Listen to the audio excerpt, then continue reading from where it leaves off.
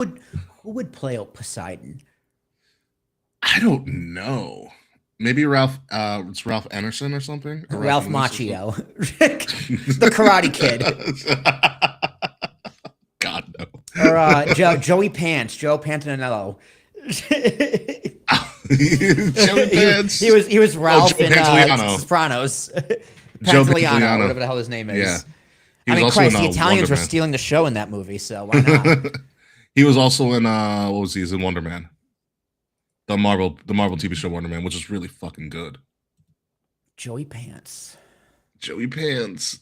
He played himself in Wonder Man 2. He's Joey Pantoliano. It was really funny. Oh my god! But yeah, the Odyssey was great.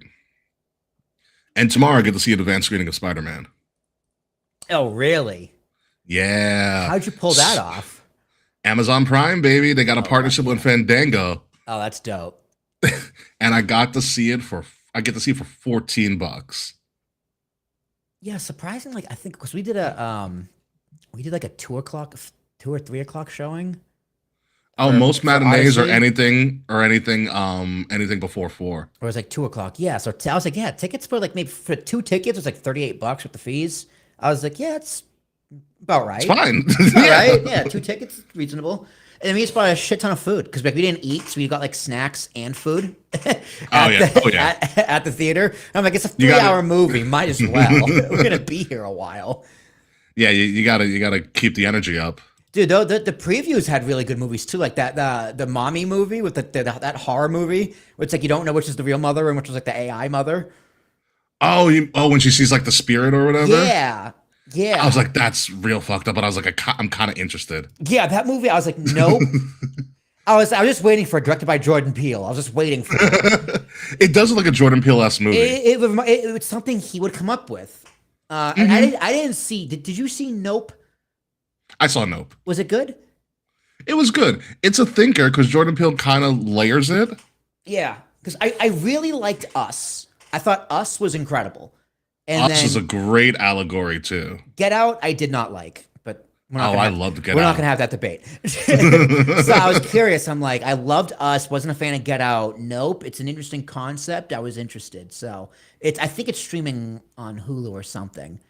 But Nope's around somewhere. Yeah, yeah, it's it's been around around for a somewhere. while. But yeah, that movie, Mommy, whatever it's called, Yeah. it looks fucking terrifying. You know what I want to see once I'm done with the Spider-Man and stuff? Coyote versus Acme. What is it? Coyote versus Acme. What is that? So it's a movie that Warner Brothers had originally like cut for like budget purposes or some other BS that they did. Like Supergirl? And no, they should have cut. Oh, Supergirl need. what was it? Because they had it like filmed. It was Oh, some it was Catwoman or Cat, Batwoman. what Batwoman's Batwoman, It was Batgirl, Batwoman. Batgirl. Batgirl, yeah. They canned And Batgirl, they which I thought canned was it. Okay. yeah, and they had originally canned Coyote versus Acme, even though screenings of the movie people raved about it. Hmm. So they finally gave in and brought it back, and I was going to see the screen. They were John like, "Oh Cena's in it. shit, we're gonna make money with this. We can't have that. We need to Yeah, see a write off." it's literally the Looney. Yeah, it's literally the Looney Tunes and John Cena. Amazing. Exactly. Amazing. Where the premise is Coyote sues Acme for defective products. You know, speaking of Cena, I watched the first 2 episodes of Untold, season Unreal, you 3. mean? Unreal, and then I just turned it Yeah. off. I'm like, yeah, John Cena retired. That's all I need to see. I haven't turned it on since. I kind of completely forgot about it because yeah, John Cena said goodbye. It was a perfect episode, and I was like, that's it. I don't need to see anymore. From what I heard, one of the things that came out is that Braun Breaker was supposed to win the Rumble, and they decided against it Ooh. Yeah, I think that was the right call. because they didn't want Braun Breaker to be shoved down people's throats. It was like that's what happens when you win the Rumble. You get shoved down people's throats. Yeah, well, it didn't backfire on Jay, but No, like in terms of down our throats, but it backfired because he just couldn't handle the moment for whatever reason. because it wasn't that. Is that his character didn't grow after winning? Yeah. So maybe it's like Braun Breaker goes, it's too much too soon. Like just let him cook. Yeah, they He weren't the hold like on. he can win the Rumble at any point, and it's like, yeah, okay, Yeah, it'll make sense. yeah, there's no reason to rush it. Who did win the Yeah. Rumble? Oh, Roman. What? Yeah, Roman Roman won the won, yeah. Rumble. Yeah, yeah. Well, Yeah. So also, I don't know if you heard about the ESPN Unlimited news.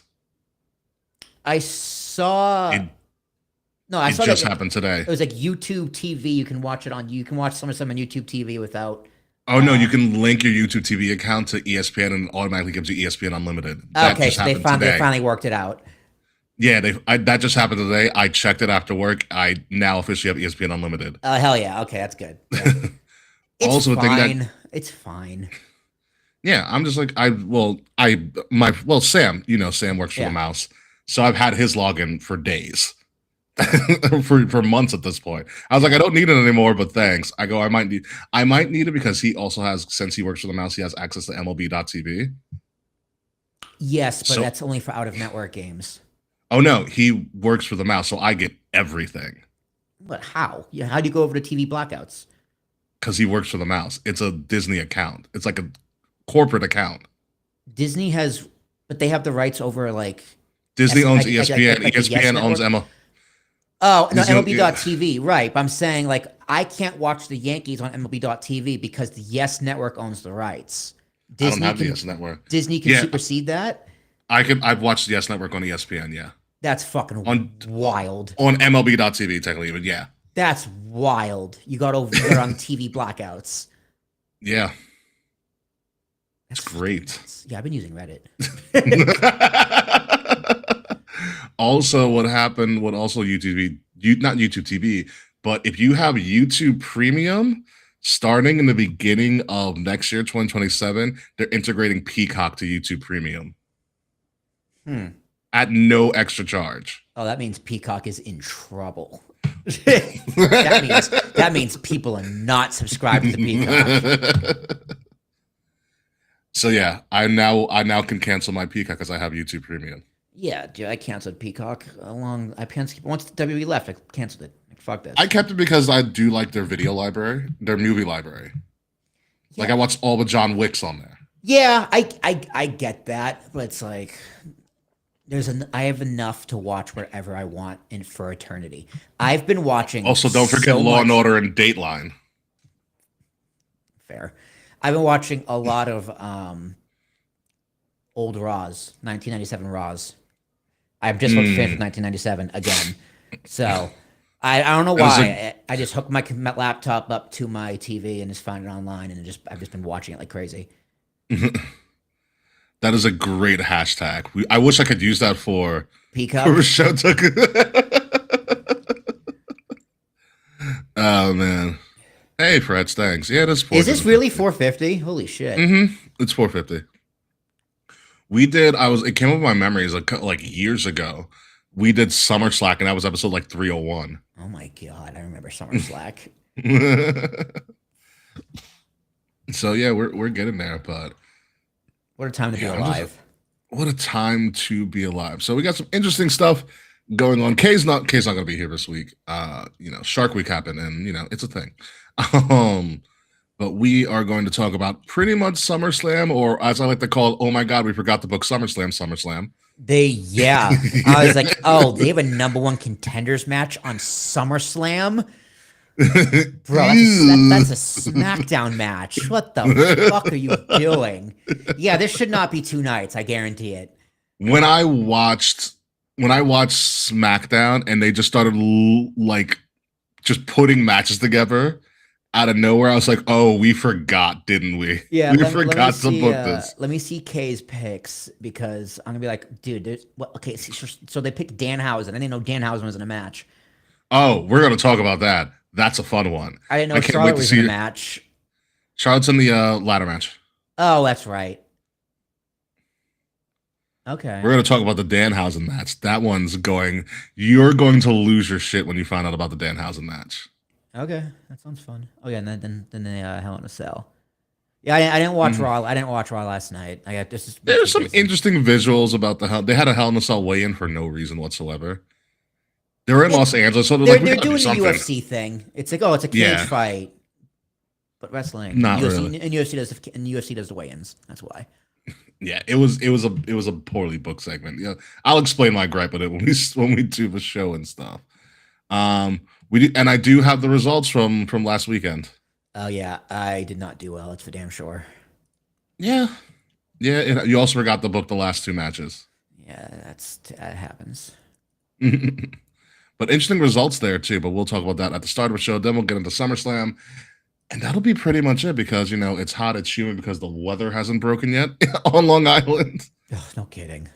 Yeah, so I'm trying to actually turn my AC on for a little bit after the show ends. So, with that being said, 450 coming up right now. We'll be back in about 3 minutes, actually. Yep, 3 minutes.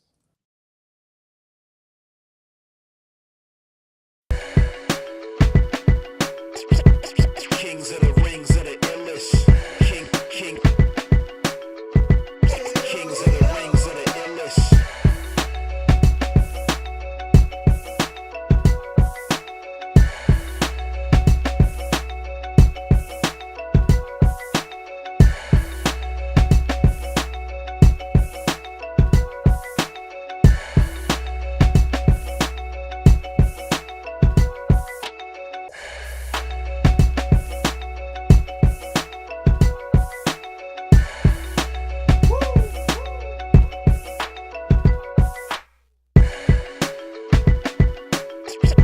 Kings of the rings of the illest.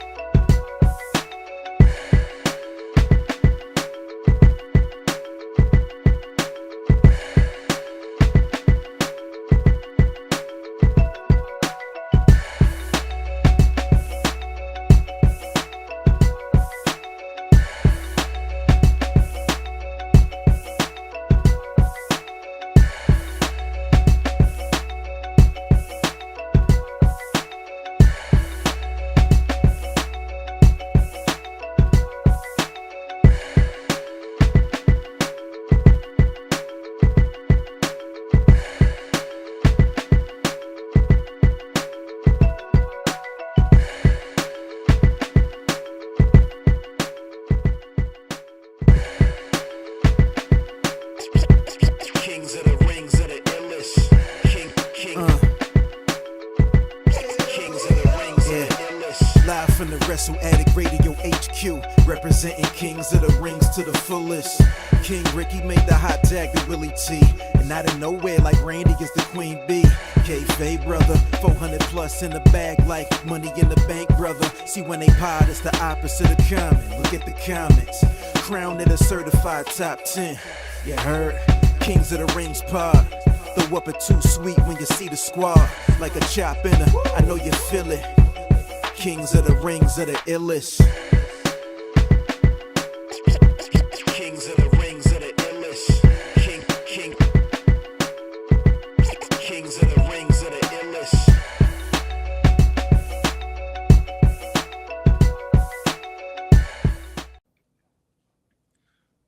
I'm the illest. Nailed it. You could try, but I mean you can continue to try. It's all right. You'll get there eventually, maybe. One day. And one of these days, who the fuck knows? Ladies and gentlemen, welcome to Kings of the Rings podcast, episode number 450. I would call that a milestone, but it's just 450. We'll talk about it when we get to 500. Maybe in a year from now. Who the fuck knows? I am Must your be a host. long time, buddy. Yeah, we got to do something fun for 500. Like 500 is kind of a big deal. Yeah. We should do something. It's a big deal. I mean, we got the 300, which is kind of a big deal, and then 400 hit. And that we got to do something for 5. We've never done the 50s of anything because we're just like whatever, 450, 350, 250, it's there. I think we got to do something big for 5.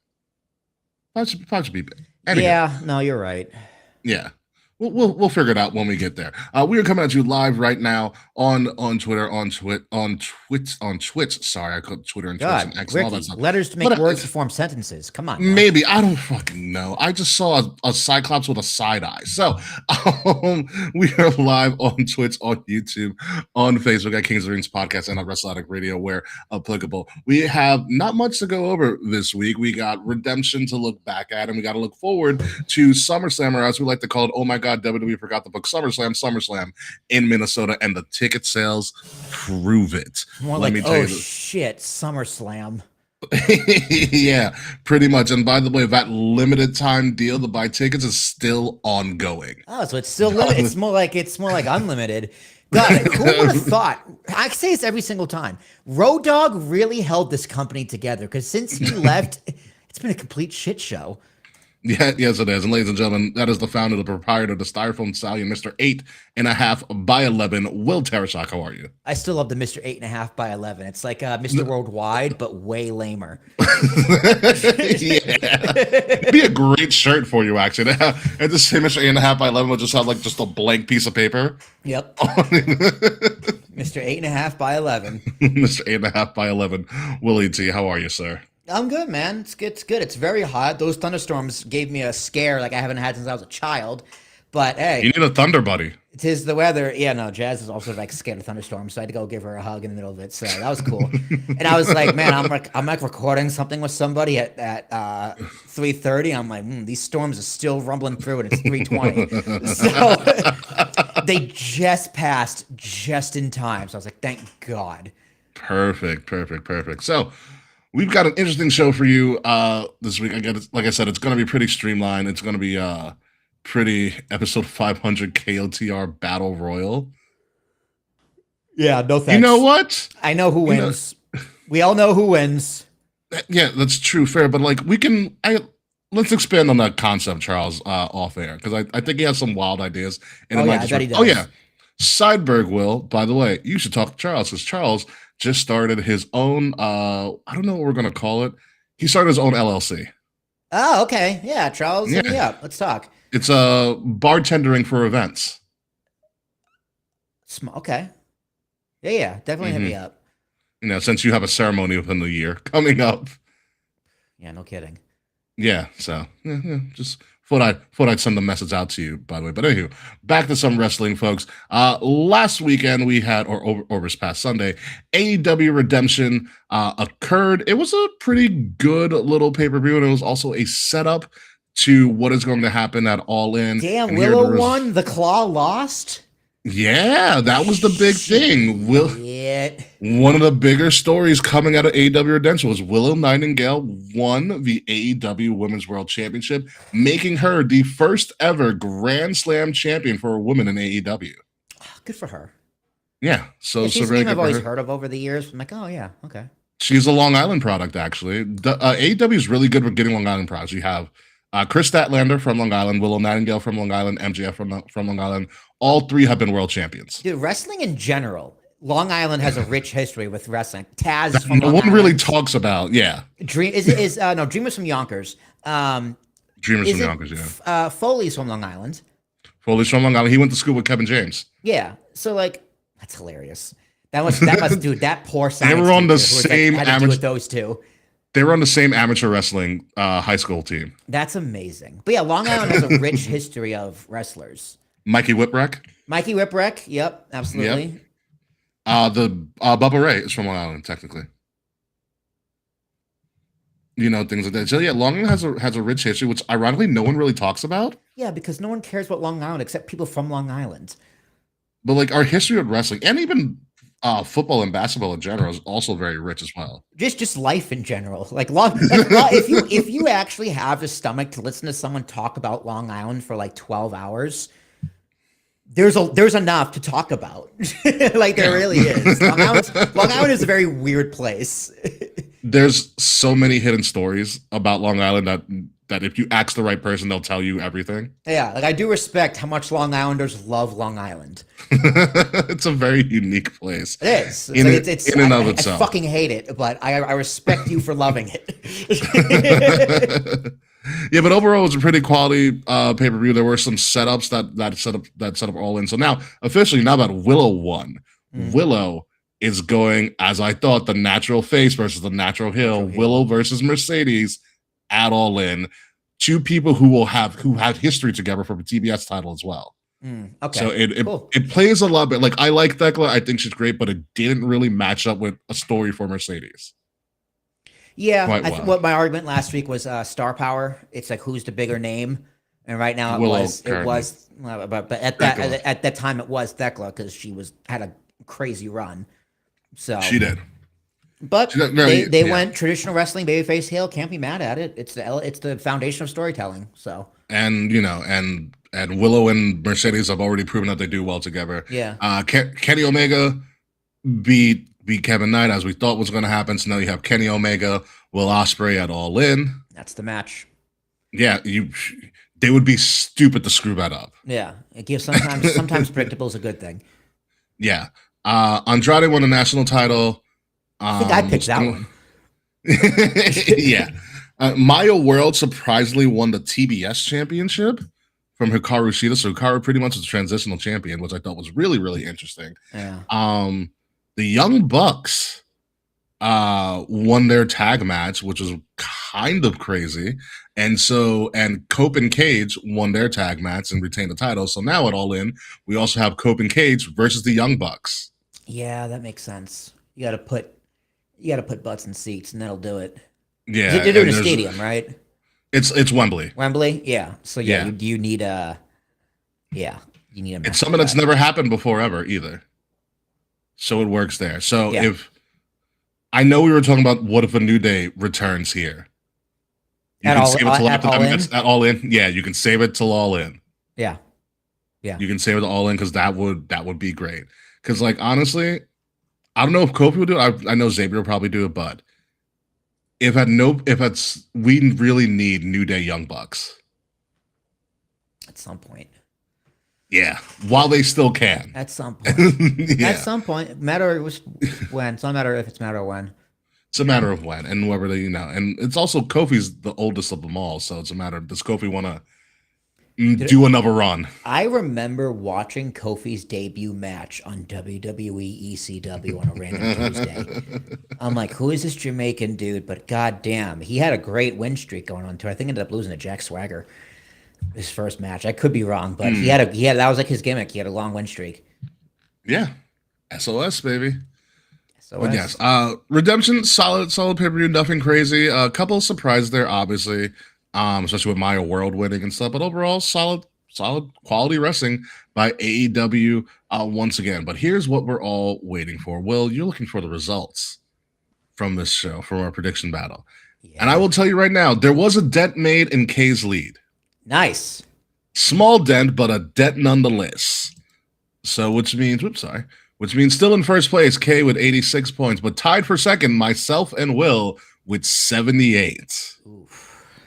Yeah, I think got one more than you in the prediction score, so we Yeah. tied up. So you caught up a little bit. Caught up. So yeah, we're only 8 behind Kay. Kay, I don't understand how Kay does this. It's like they can read minds. Kay did not do good at Redemption either. Like I think none of us got above 50%. Yeah, that checks out. Yeah, it's hard No, booking a show you don't watch. I've been watching weekly too. And I was like, well, they screwed me over as well. So we're bound to have a little bit of a slop here and there. So that was a 10-match card. WWE SummerSlam is a 12-match card. So anything can happen. Like there's 2 nights though, everything's 6 still, and 6. yeah, everything is still up for grabs. We're going to review that card in just a moment. But first, let's get to some other things going on in the world of professional wrestling, specifically NXT. And look who decided to join the party. Santana. Mike Santana officially joining NXT full time, and he has officially changed his name to something that is meaningful to him. I think it's a family thing, but he is now going to be known as Cruz Montana. That will be his new name. He's actually as of 45 minutes from now, as we're recording on a Tuesday, he will be doing his opening promo in NXT because he showed up after the main event with his classic Mike Santana entrance where he goes through the crowd. I hope he gets to keep that. Yeah, I do too. With his music, because it's, you know what it is? It's one of those things with Santana, because like we were at Slammiversary last year, and like his end's like, oh, he's running through the crowd, whatever, everybody does it, but like he goes, like he just gets the crowd going He gets when it. he's walking through the crowd. Like he has legit connection. Now, I have no problem with the name Cruz Montana, Yeah. but Mike Santana is just the better name. I know. I think Mike Santana might be his shoot name. You know I how know. WWE doesn't I know they don't like to use that. shooting. But it's Yeah. like, dude, it's a great name. It just is. It's like Mike Santana is a great name. It's like Mike It is. Stanton. Yeah, it is a great name, and I think he was caught in a bind where he had to change his name. Yeah, so might as well make it meaningful. Yeah, Cruz might as well. Montana. You still get the Anna at the end, so there's still kind of there's still kind of like that word, that rhyme association. Yeah, it's just Montana's fine. I don't like Yeah. Cruz. I don't like Cruz. Maybe Cruz has to be some sort of a relative. It's like Royce Keys. Royce Keys' name is based on like something from his family as well. Yeah. So I think cool. that's. Yeah. I mean, think that's just where the being Cruz behind comes it, from. great. Like I love that Yeah. even more. But just Cruz, I feel like WWE's just like, I'm a Spanish guy. I call him Cruz. I know Santana did come out with a video talking about his name change. I just haven't watched it yet. Yeah, I mean, it'll grow Yeah. on me. Royce Yeah, I think- Keys is kind of growing on me a little bit. It takes, the more he gets featured, the better he is. Yeah, Powerhouse Hobbs is such a great name. It's such a wrestling name.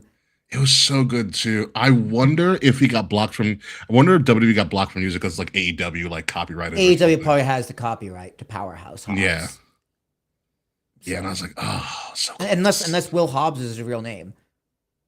I think Powerhouse Hobbs. Well, he was going by Will Powerhouse Hobbs, Yeah. right? Yeah, he was going. So that might be his shoot name as well. Powerhouse Hobbs, William Hobson. Yeah, it's close enough. Yeah, Will Hobbs. Yeah. Will Hobbs. Yeah.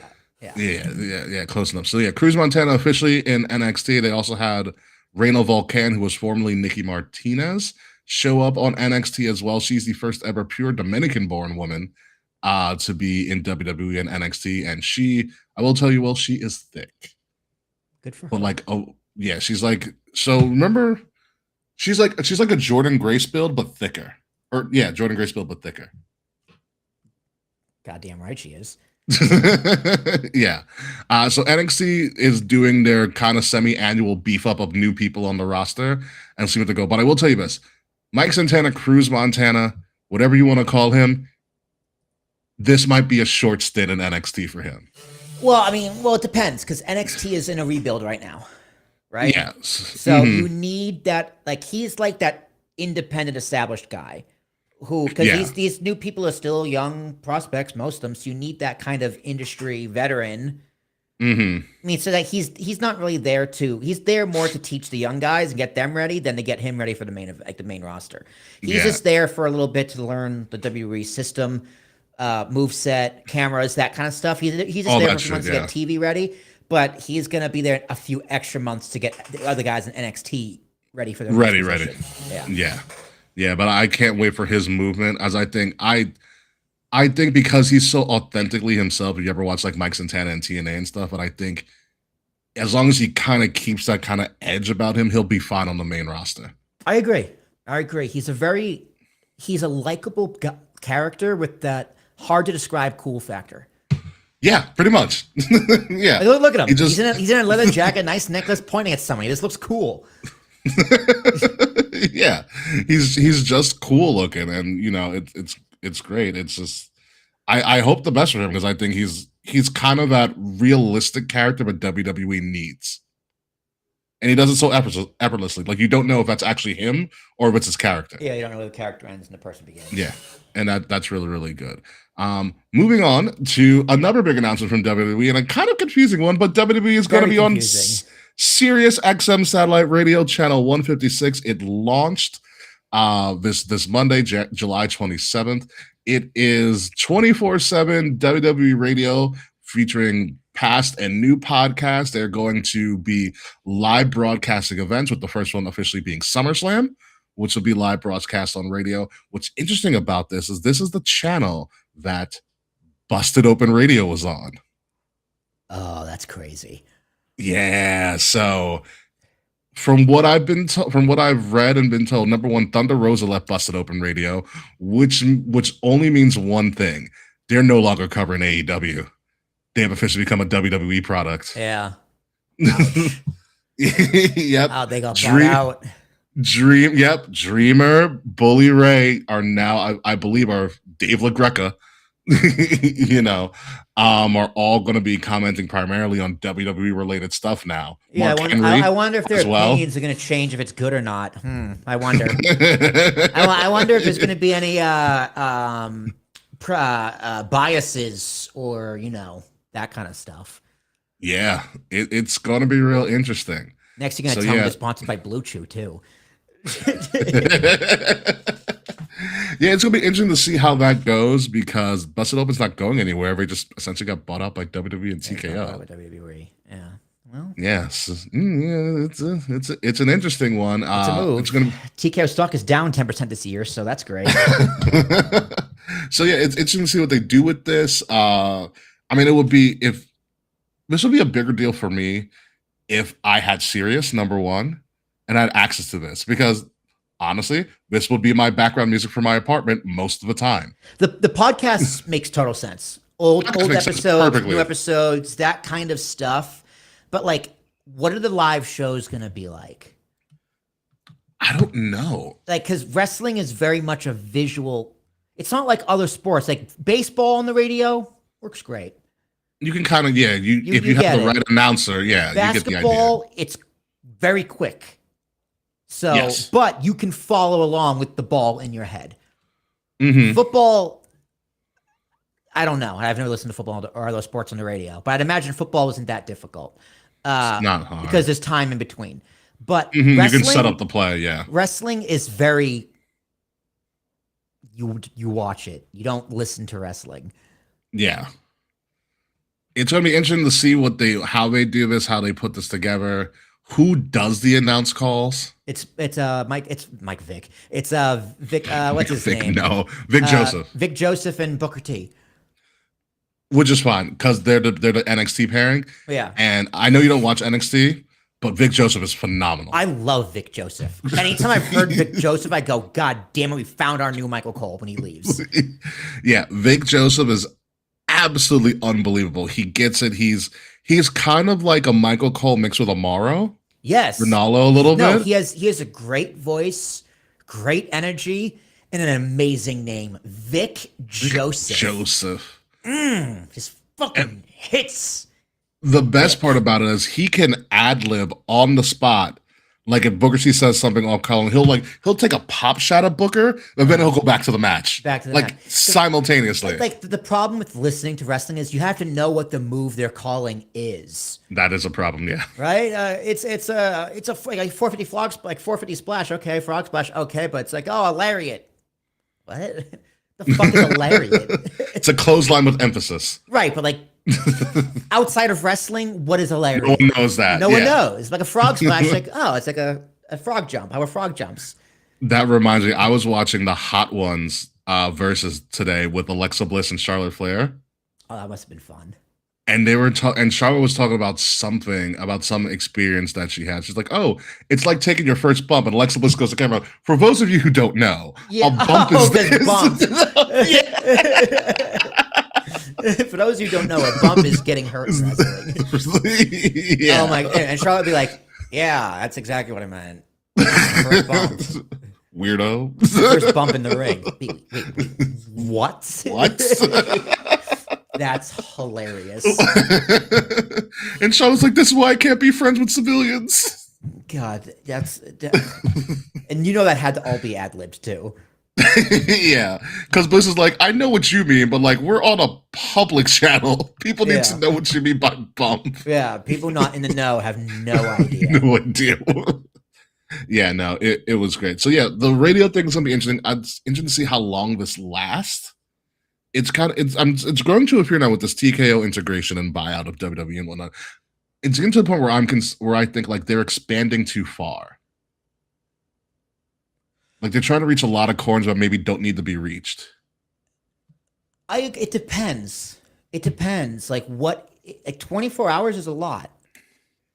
It is a lot. Yeah, it's a lot of replays. But it's like at the same time though, you own all of this like Stone Sure. Cold Steve Austin interviewing Kevin Owens from 2017. Most of that conversation is still relevant. Him and Taker. Him and Taker, like those Broken Skull sessions, those can all be on there. Like you can repurpose a lot. Like even your old top 10 shows. Yeah. Like what was it they used to do on the network, that original show? Was it top 10? Untold you can repurpose too, because Untold's pretty A lot of easy the to- Untold, it's very visual story, like audio storytelling. There's a lot of stuff you can repurpose for this stuff. So if that's the case, it's like, okay, yeah, no big deal. But that new stuff costs money to produce. Yeah. So in that the case, what is your ROI? And how does that compare to the ROI of the free stuff, which is stuff you're repurposing? So Yeah. I don't know. I have no idea. Yeah. But I could see it being relatively successful because Sirius as a business model is going down, especially since Stern retired or left or whatever the hell he did. Yeah. So I don't think you'll be hearing about this much. It's probably been gone for years. So yeah, my gut says this is I am more with you, but Yeah. who knows? Yeah, we'll see what happens. But now on to our main event today. SummerSlam is this weekend, August 1st and August 2nd. A very early SummerSlam this year, although last year was also really early as well at MetLife. From Minneapolis, Minnesota at the US Bank Stadium, which I'm very upset that I'm not going to. Not because I'm upset because I'm not going to SummerSlam. I've been to SummerSlam the most out of any Big Fours for the most part. Because, you have like 4 or 5 year sit in Barclays. Yeah. I'm upset because I really want to go to the stadium in Minnesota. Like, it looks awesome. Yeah, Minneapolis looks like it'd be a fun place. Yeah. Yeah. As long as It it's, seems like a as great long as town. there's no riots.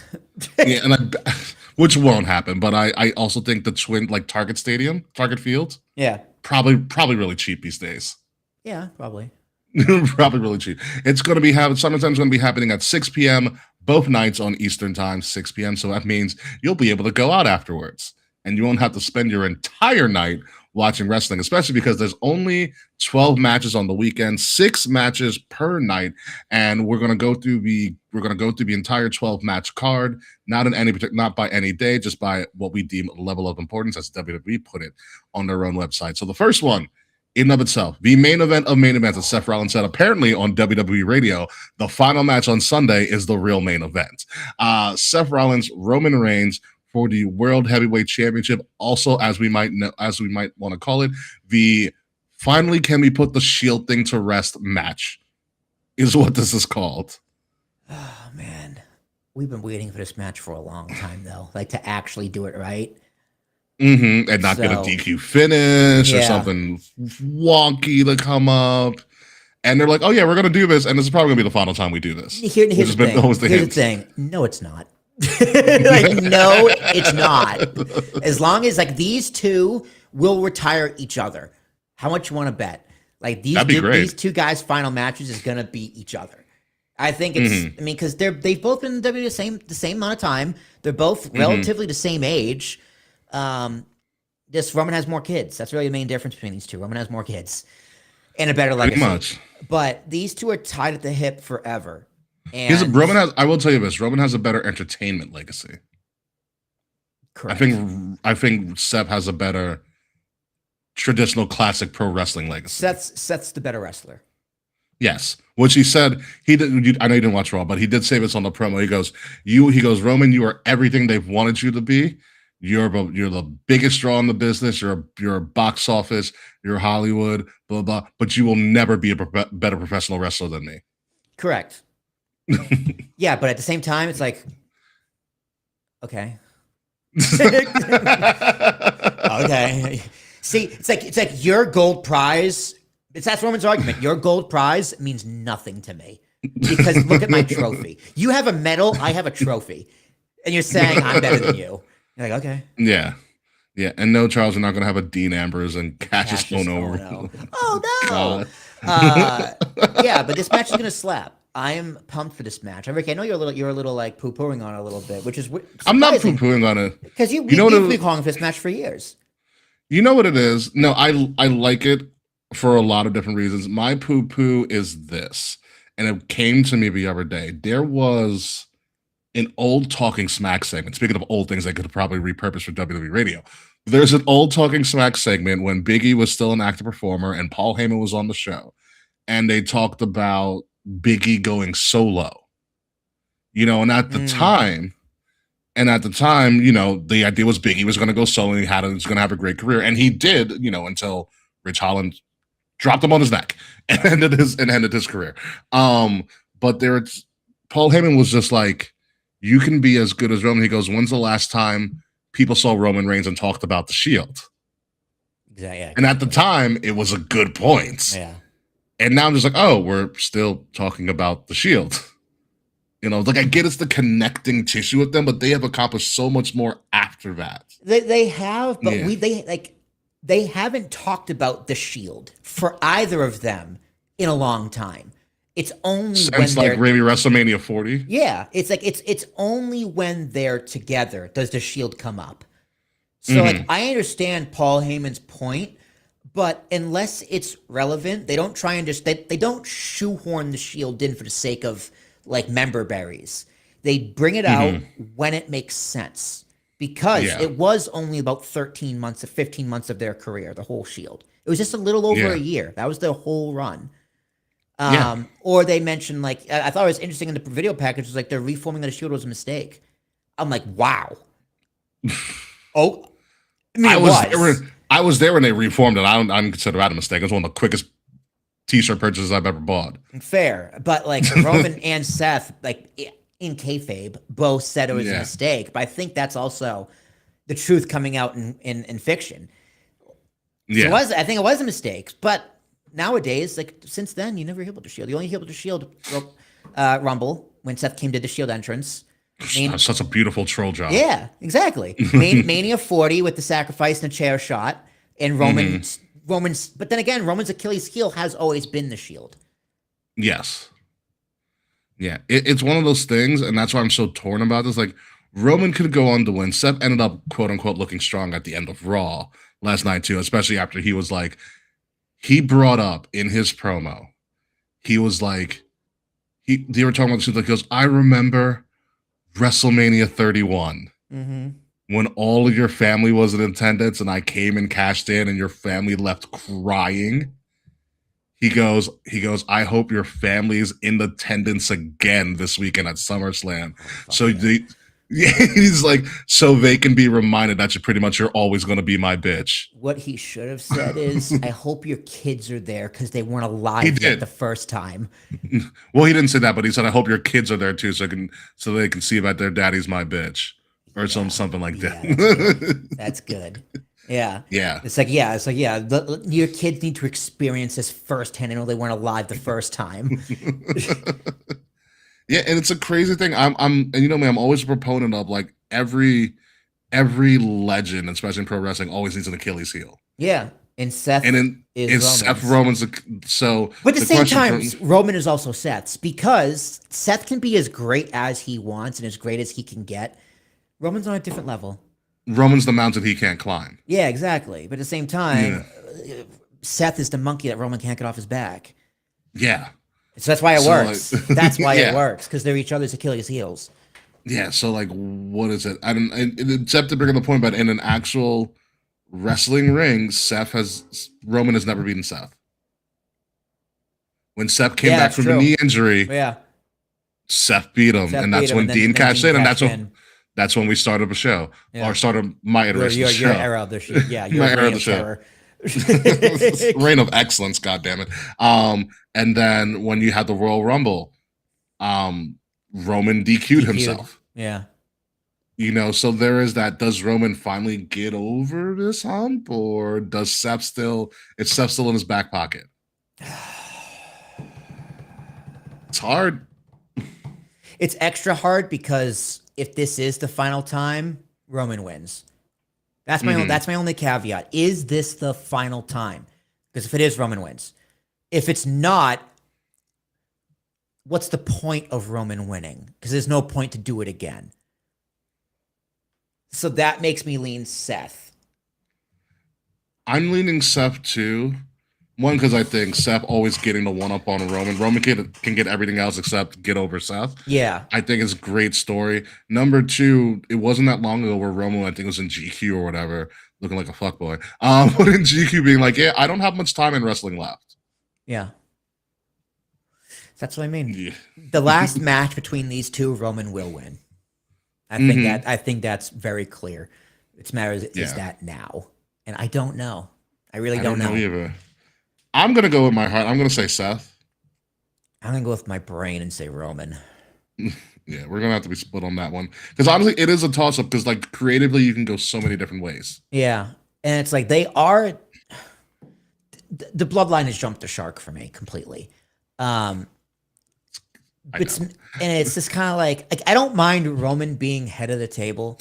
I don't mind him being a tribal chief, but like there's nothing left to tell with this storyline. I find out like if we're gonna put on our booking hat real quick, I feel like it should be.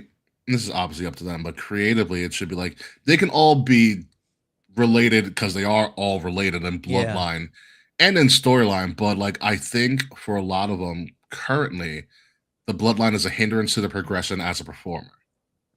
I agree.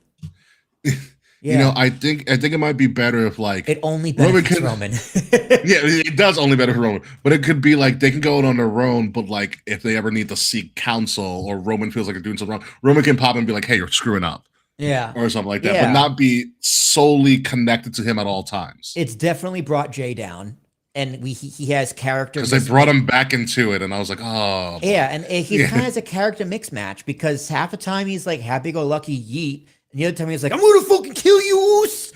Like, this is about family. It's like, bro, you getting divorced. Like, shut the fuck up about your family. Like, it's like but you're right. The bloodline is weighing Jay down, where it's just keeping weighing Jacob down too. It's keeping Jimmy relevant. It is weighing Jacob down to an extent, but it's also kind of elevating Solo as a thing on his own. Yo, Solo's so funny. Like, if they. Like, I think the only thing you can do left with Bloodline is actual Civil War. Again. But it's like way better. Yeah. It was there was a funny segment because the Usos did a segment towards the end and he was like, oh, we're gonna go out, we're gonna take the shot on Solo's kill, and all of a sudden you hear pew pew pew pew bang bang and it's Solo coming through the crowd. I was like, that's perfect. Yeah, he's found something. I don't know what it is, but it exists. You know what it was when Solo got screwed over a couple times storyline wise. Jacob Fatu got really hot, and that was supposed to be Solo's spot. But then Solo was essentially like they're heavy in the bloodline for such a long time, and so he wasn't able to show off his personality. Yeah. And then they kind of gave him his own thing. You saw hints of his personality, like, oh, this guy's actually kind of funny.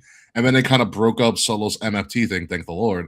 And now he gets to kind of like be more of a character. Like I was like, bro, why are you wearing gloves? He's had that forever. He's had that I know, but it's just like, dude, your whole finisher is the thumb to the throat. Why are you wearing gloves? You don't even take the gloves off. Why are you wearing gloves? He looks like a Samoan version of The Weeknd, to be honest with you. That's exactly that's exactly what it is. With a big gold chain. It's just like, what? You're wearing a turtleneck, gloves, and a gold chain. What is going on here? I'm like, you must be hot. Yes. You gotta be hot. Dude. You're probably smelly. Solo is smelly and sweaty. Oh, man. Yeah, no, it's great. So, Roman, Rollins, main event of main events. Flip a coin, see what happens. Moving on to the night one main event, or the pseudo main event. Undisputed WWE Championship, CM Punk versus Cody Rhodes in the AEW Classic. Essentially, is what I've nicknamed it at this point. The match that started with when and when occurred. Yeah, that was it. That's it. That's all I got. Yeah. It's a matter of what do you really do here? I mean, there's a lot of my gripe with this, even though I won and I think it's great. They didn't have as good as a build as Roman and Cody have. I mean, Roman and Rollins have. How could you? It's not fair. There's enough story there, and there's enough people on the that are like marks that know about the Punk and Cody But do you lineage, even bring outside. AEW stuff into this though? That's the issue. You Like, do you 'cause if want to you- bring another company into your main event? That's the issue. Like, how do you circumvent referencing AEW without referencing AEW? Even saying the other company, it's like, ooh, it's like, well, just if you're gonna say it with your chest, Yeah. right? So it's like I'd rather them not do it than pussyfoot around the conversation. Have the conversation or don't, and they chose don't. Yeah. And unfortunately, that's what's missing. But that's the business we're in. Yeah, yeah, I don't As the- disagree. I don't know I just don't care about this match. I Like when think they it's fine. teased it after Mania, I'm just like, yeah, okay, sure. Who's the heel? They're heels to each other. That's what I mean. If Punk was a heel, I'm in. 100% I'm in. Yeah. I like two baby faces when I want both of them to be heels. Honestly, if Cody turned heel, I think it'd be incredible. I think it'd be another skyrocket like Roman Reigns was when he turned heel. I think Cody turning would be great. Like I want a full turn. I want full turn. I don't want the blonde hair anymore. I want the black, natural baby. brown. Yeah, natural brown or jet black hair. If Cody turns heel on CM Punk and wins the title back, I'm very happy. I don't see it happening. He's too good with kids. I have no idea. They kiss at the end. That's what happens. They just kiss again. Just make out. I have no idea what happened in this match. What did Kay pick? That's what I'm going to pick. I don't know. What did Kay pick? Kay definitely picked Yeah. Punk. I'm crazy for CM Punk. Like I'm dumb for Yeah. even asking. But I I'm don't gonna know, pick dude. Punk. I think you can do more with Punk than Cody right now. Yeah, Because I feel like if Cody wins, it goes back to those same old Cody. I agree. you know. You don't hot potato the title to hot potato it again. Yeah. Yeah, I I'll go think- Punk. I'll go Punk as well. You can have Punk lose two big matches on the two biggest events of the year. Yeah. Yeah, fair. You Yeah, know. you lost to your two other QB1s. Yeah, you got to get Punk something, and I mean, Cody but can take a Punk loss. is the clear number 3, though. Like, it really is Roman, Cody, Punk. Yeah, it is, and outside of Roman, Punk is probably the second biggest babyface. And then Seth Rollins is number 4. That's always a little bit behind. He's just but I guess like out of all those people, Seth's the best wrestler.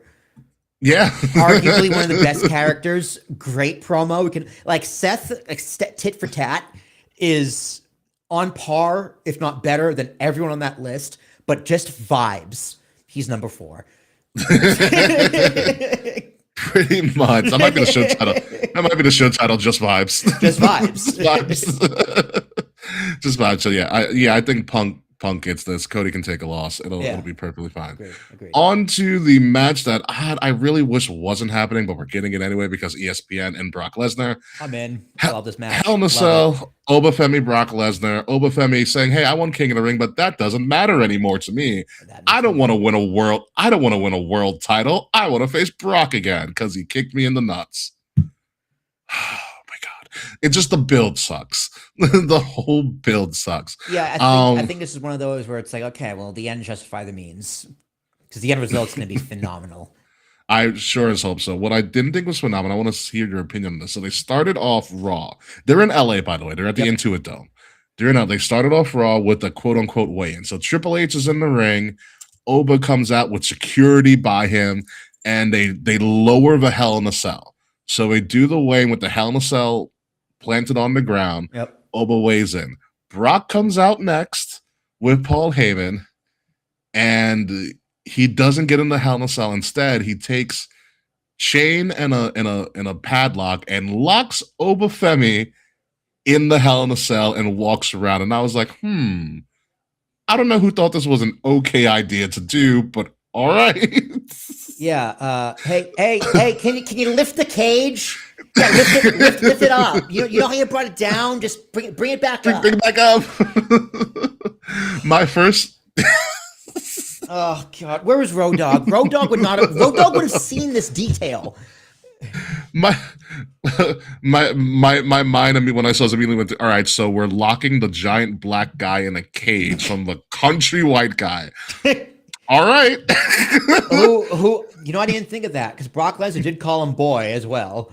Yeah, you're locking the giant black guy in a cage with a bunch of cops while the white guy roams around free outside of the cage. All right, WWE. And ironically, that wasn't the worst thing that happened on Raw. Yeah, What a country.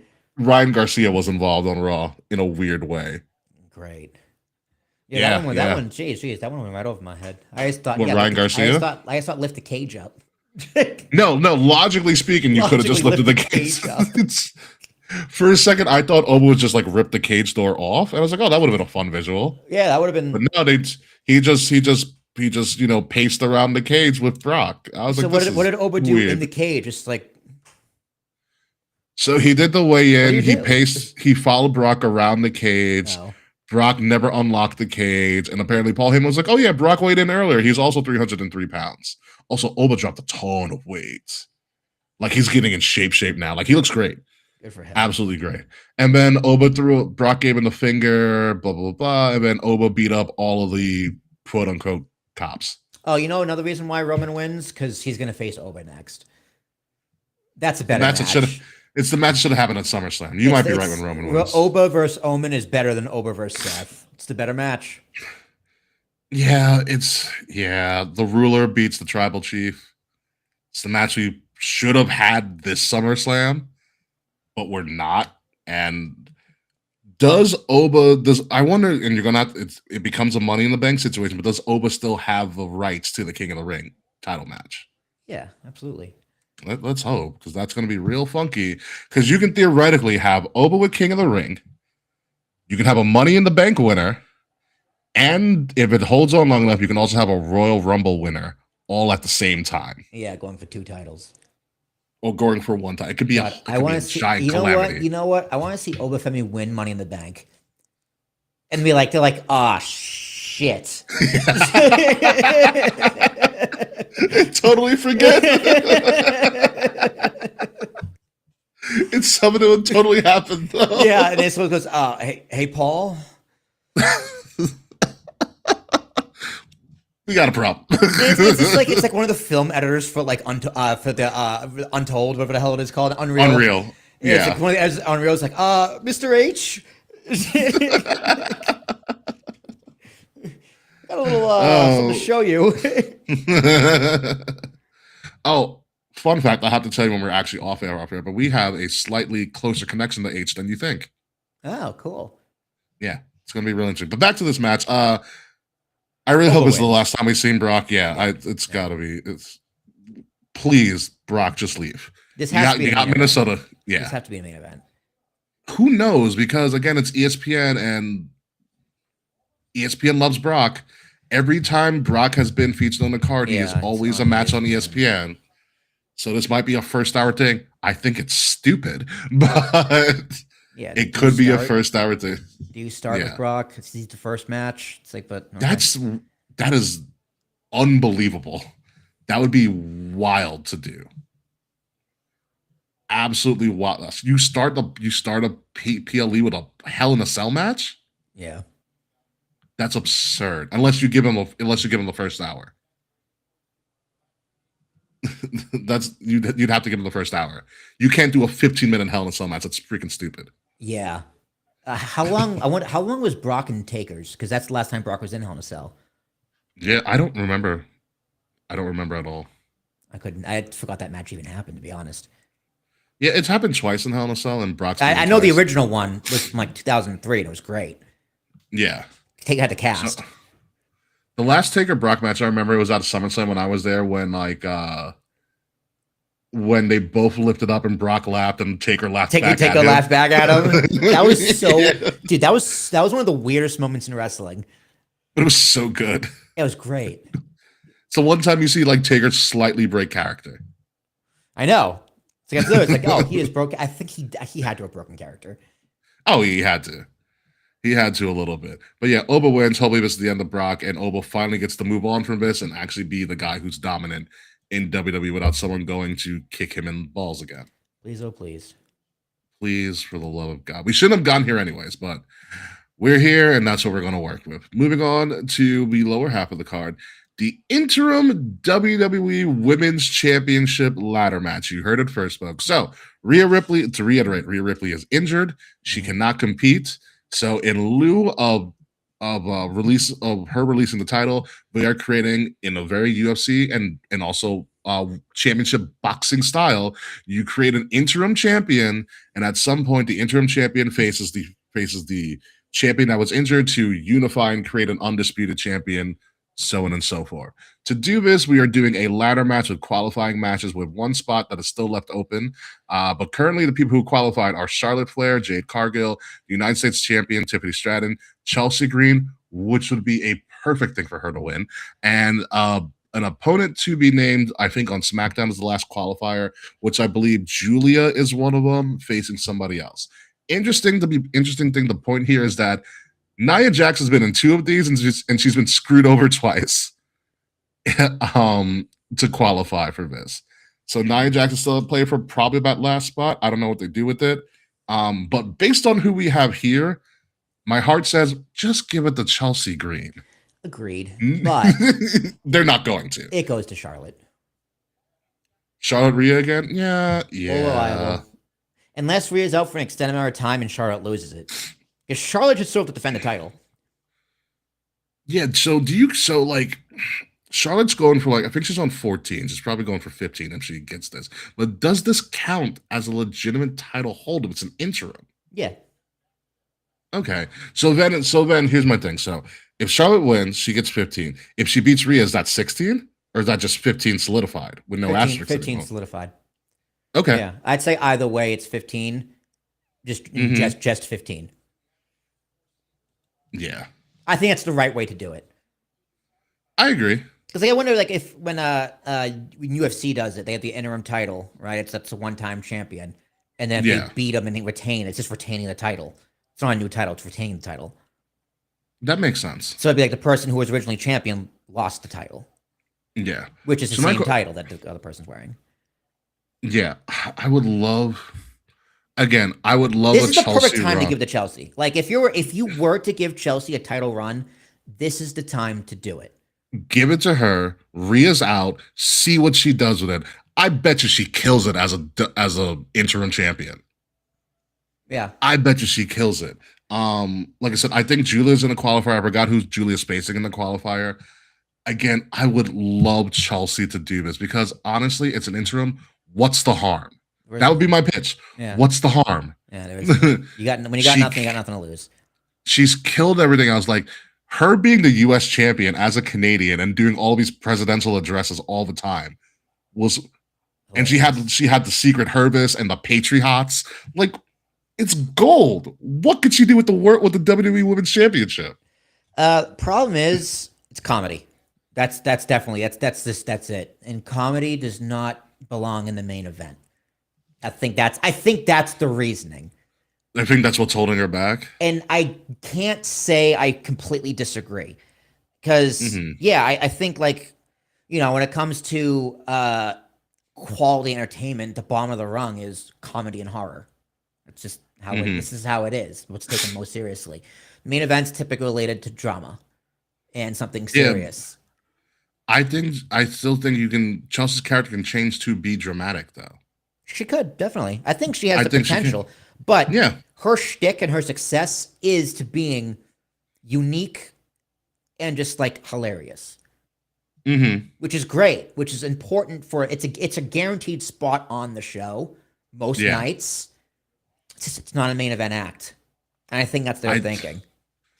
Which is a shame because then that limits somebody's ability to change. And all of the best characters in professional wrestling have always had some sort of character change where they ramp it up or they lower it. Sami Zayn's a perfect example. Yeah. Sami Zayn was serious, became comedy for a while, when he was Shinsuke's manager and dancing all the time. Oh my god, I forgot about that. So funny. Ridiculous. And then he did the Johnny Knoxville Jackass WrestleMania season, which very entertaining. Yep, amazing. And then he came back into the Bloodline and serious, and then the betrayal of the Bloodline. They gave him layers, so you can be kind of a comedy and you can fluctuate. You just have to give the person the ability to fluctuate. Yeah. Has she ever been a serious character in WWE though? That's gotten over.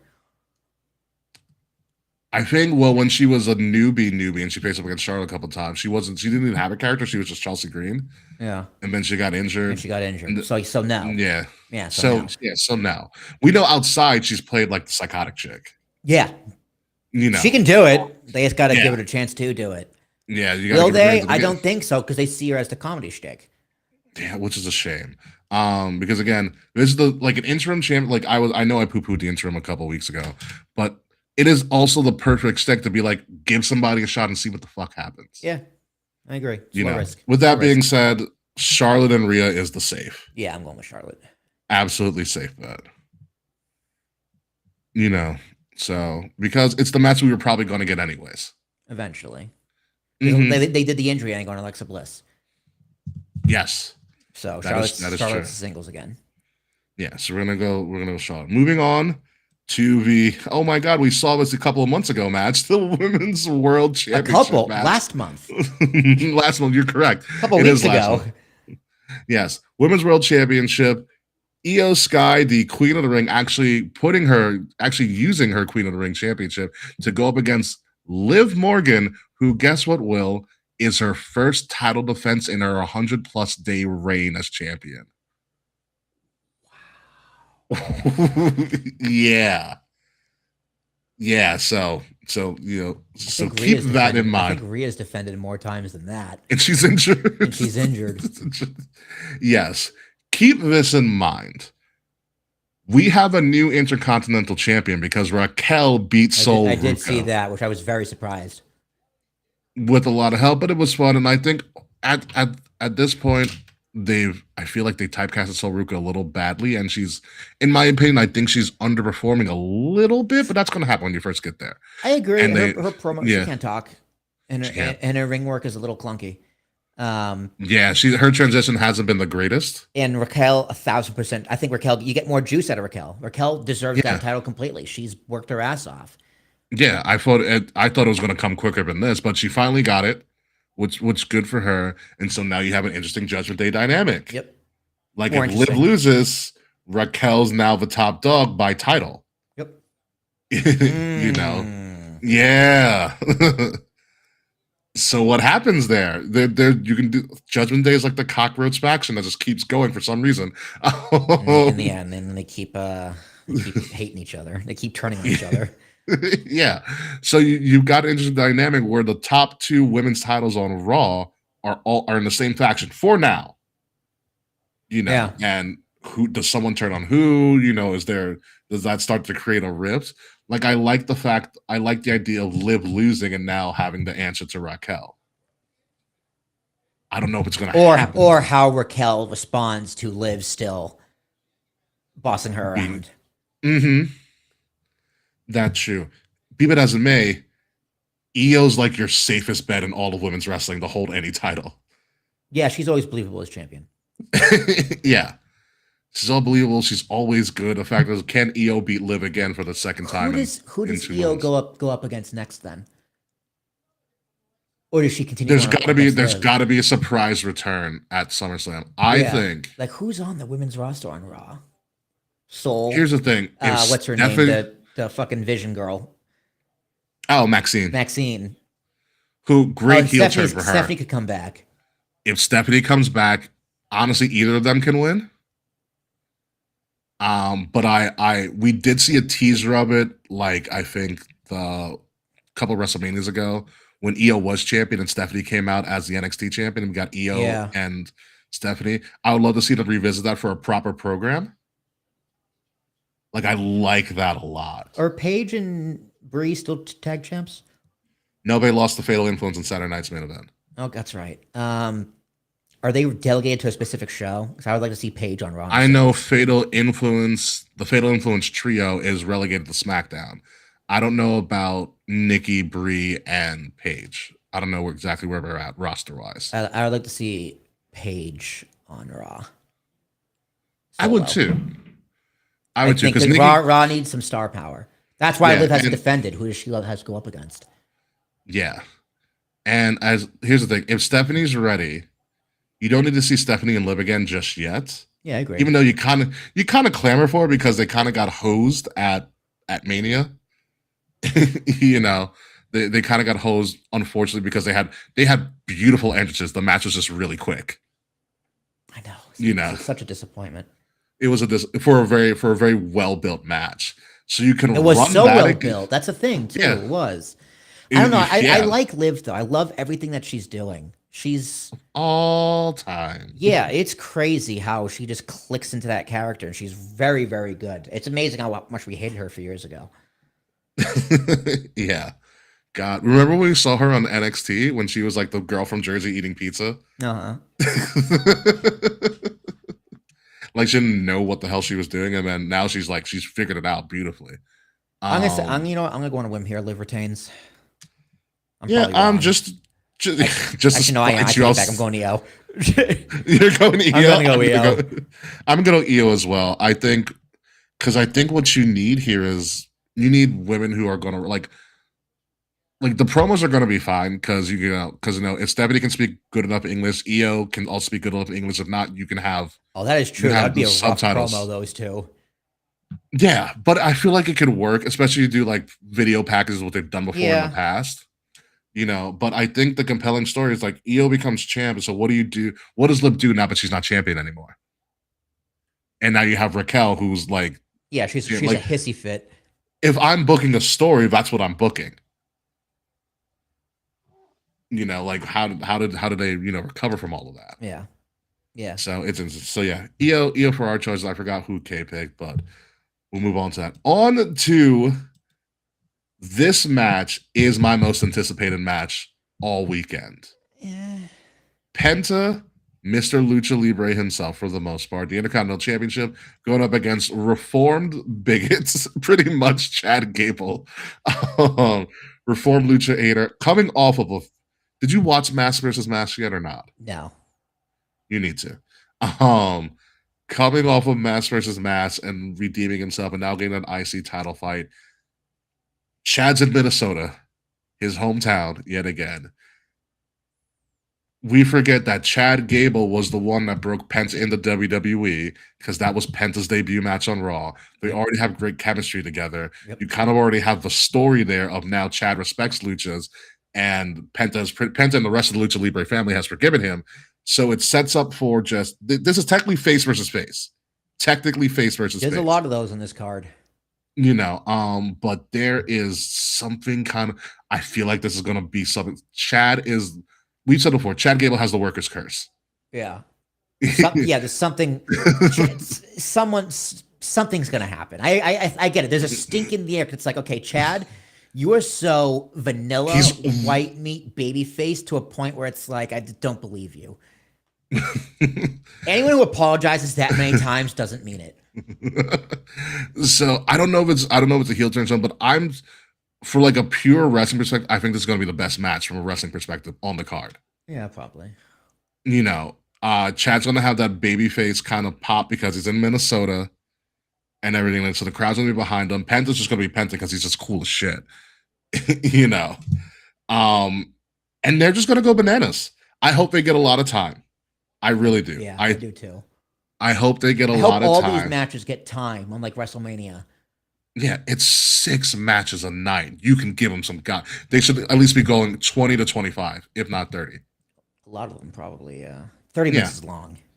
30 minutes is long. I mean, if you take out the entrances, give them like 20. Give them 20. Yeah. At least. Something to go longer, like Hell in a Cell needs to go a little bit longer. But for here, I think you cap off like the everything lines up. I think you cap off a Chad story with Chad winning the IC title. He has never won a singles title in WWE. That is crazy. For all the work he's done. Yeah. Remember long-haired Chad from American Alpha? Workers Curse gets the Workers title. I do remember Chad from American Alpha with the greatest theme song ever. One of. Yeah. Do you know I have American Alpha's towel? Oh my God, I forgot about you had the Ready, Willing, and Gable? Yeah, Ready, Willing, and Gable. So when Dave and I went to Mania 33 and we went to Access when it was called Access, the first people we went to were Jason Jordan and Chad Gable. And I had them sign the towel. Gable, so I have Gable, I have the signed Jordan. That's awesome. I have a signed Ready, Willing, and Gable towel. Jordan. Jordan. That's awesome. Yeah. So my official pick is going with Chad Gable. I think he lived through Shorty G and didn't get fired and lived to tell about it. Dude, Jason Jordan. Yeah. What a what if scenario. He's Kurt Angle's son. He had all the potential in the world. Yes. Thank God that did not go anywhere. They What a wanted. mess. It was a big joke for a while on the internet. Like even Kurt Angle got into it for a little Yeah, bit. because it was dumb. It was so dumb. Yeah, but yeah, Jason Jordan is a what if because he had all the tools. He was right there. He was right there. But yeah, I'm officially going Chad. Are you going Penta or Chad? I'm gonna go Penta. Mm. Hometown curse. Workman's curse, hometown curse, Danhausen curse. A lot of curses going on in WWE. We're almost going to get to that curse too. Moving on. In the freaking finally, Nick Aldis having his first ever WWE match against Gunther in a story that's actually kind of interestingly built because you're like, well, you got to give Gunther something to do since you're not giving him Brock, not giving him Oba, he's not getting a title shot. So what do you give him? Oh, it's going to bring the former NWA world champion out of retirement to face off against. This is all I want. One night only. Do you want the Magnus thing? I want Magnus. I don't want Nick Aldis. I want Magnus. He was so okay in TNA, but I want Magnus. That's what my body needs. It's possible. People forget that he was also, I believe he was also featured at the first ever All In. The one that was like the Ring of Honor coded one. Because he was Magnus at that time. Yeah. I NWA believe. champion, TNA world champion. The guy wasn't made top guy. Decorated. When he was, especially when he was in peak physical form, not that he isn't now, but when he was like Magnus, what a specimen. Yeah. Great body, great look. Yeah, great look. And he's married, and he married Mickey James. What a man. Yeah, the man's winning. I'm like, you know what? As much as I love Mickey James, I'm like, you know what, Magnus? Good for you. Yeah, I'm very proud of Magnus. You're talking about a guy who he was on someone's podcast. It was like a WWE sponsored podcast where he was talking about why he accepted the position. You know, he goes because he could still wrestle. It's not like injured. He can always still wrestle. He hasn't wrestled in like 3 years, but he wasn't never really seriously injured. But he was like, I accepted the position because that's what they offered me. Yeah. Don't bite the hand that feeds you, right? But also, it's a smart business move. I get my foot in the door. If I do well, maybe they'll be like, "Hey, you want to wrestle?" It's not like they don't know who he is. Michael Kay told a really good story on the Yankees broadcast last night about Phil Rizzuto. When they released Phil Rizzuto, they did him dirty. Like the manager brought him in, was like, "I got to release someone."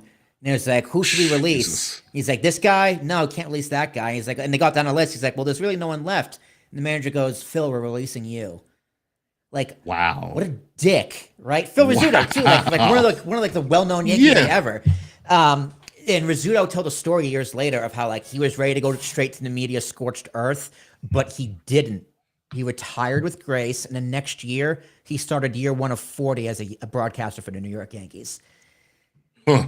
So it's this crazy story. So Nick Aldis the same way. It's like, hey man, when you get your dream opportunity, you say yes. Yeah, exactly. He said, I said yes because that's what they offered me. And if you say no, burns a bridge, and there's no reason to burn a bridge. Yeah. And listen, he played the long con essentially, and it worked out for him. He gets his match. Yeah. And honestly, for a long time, he was the best GM WWE had. No, it's always the other guy, Pierce. I love Adam Pierce is one of the best ever. You know what it is? I like Nick Aldis because he wasn't like Pierce was also always seen to me as a pushover. Like he was always easily riled up, easily angered. Where Nick Aldis was kind of smooth, even keeled all very the time. suave. Like, he went toe to toe with Roman. He was like, Roman, you're not gonna phase me. Yeah, like yeah. Magnus, Nick Aldis has like the retired James Bond vibe. Vibrant suits, super suave, very calm, cool, and collected, doesn't lose his temper, but he can take off that suit and whip your ass. Yeah. He's like a retired Bond, or like a Bond undercover or whatever. Mm-hmm. And that's the kind of this works personality out. he has. British. So. Yeah. British, great voice. Great voice. You know. Great body, great jawline. Yeah. Fantastic jawline, my God. But yeah, you don't bring Nick Aldis out to retire for him to lose. That's like, Yeah, you do. Yeah, you do. You think he does the job? Yeah. Gunther's gimmick is the career killer. This is a guy whose career is pretty much over. I think it's probably writes Nick Aldis off TV for a long time, honestly. It's the last we're going to see of him for a bit. Why else would they do this? What's going on with Mickey James? What's she doing? Is his contract almost up? Like, what's going on here? I don't know. I'm surprised we haven't seen Mickey James on WWE TV. Like, I always predicted like she would come on as like his assistant or some shit, but that didn't happen. I think she has a bad relationship with them.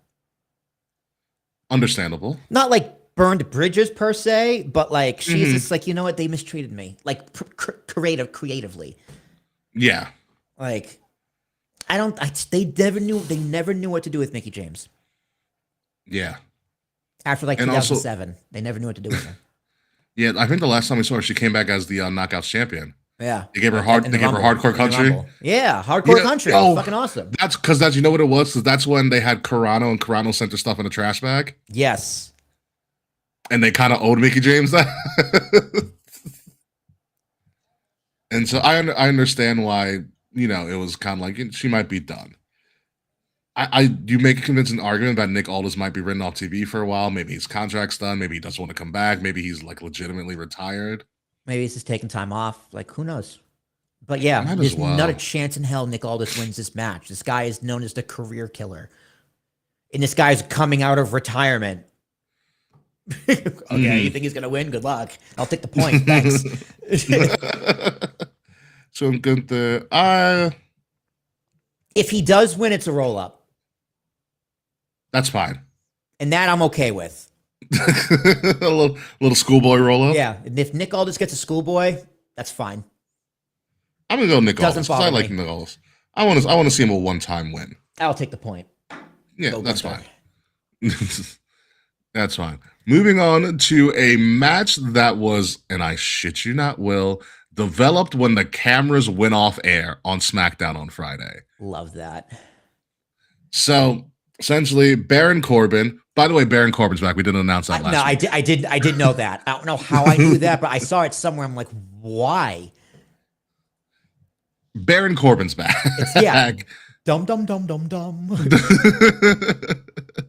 But you know what it is? Because we've talked about how Baron Corbin in his first run was a very underrated person because he was so versatile and he could play any role.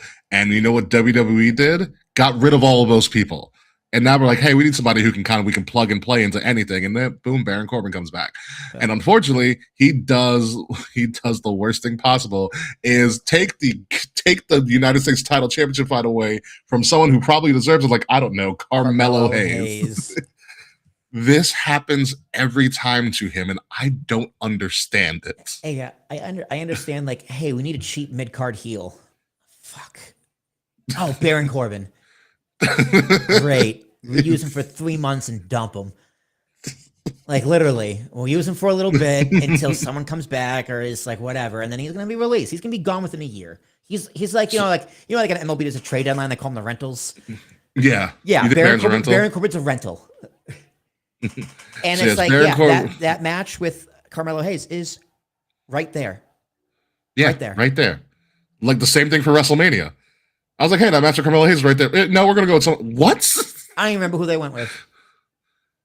Trick beat... Trick won at Mania. I forgot Sammy? Who he beat. I don't remember. I got to look at the Mania card again. I totally forgot. I think he beat Sammy.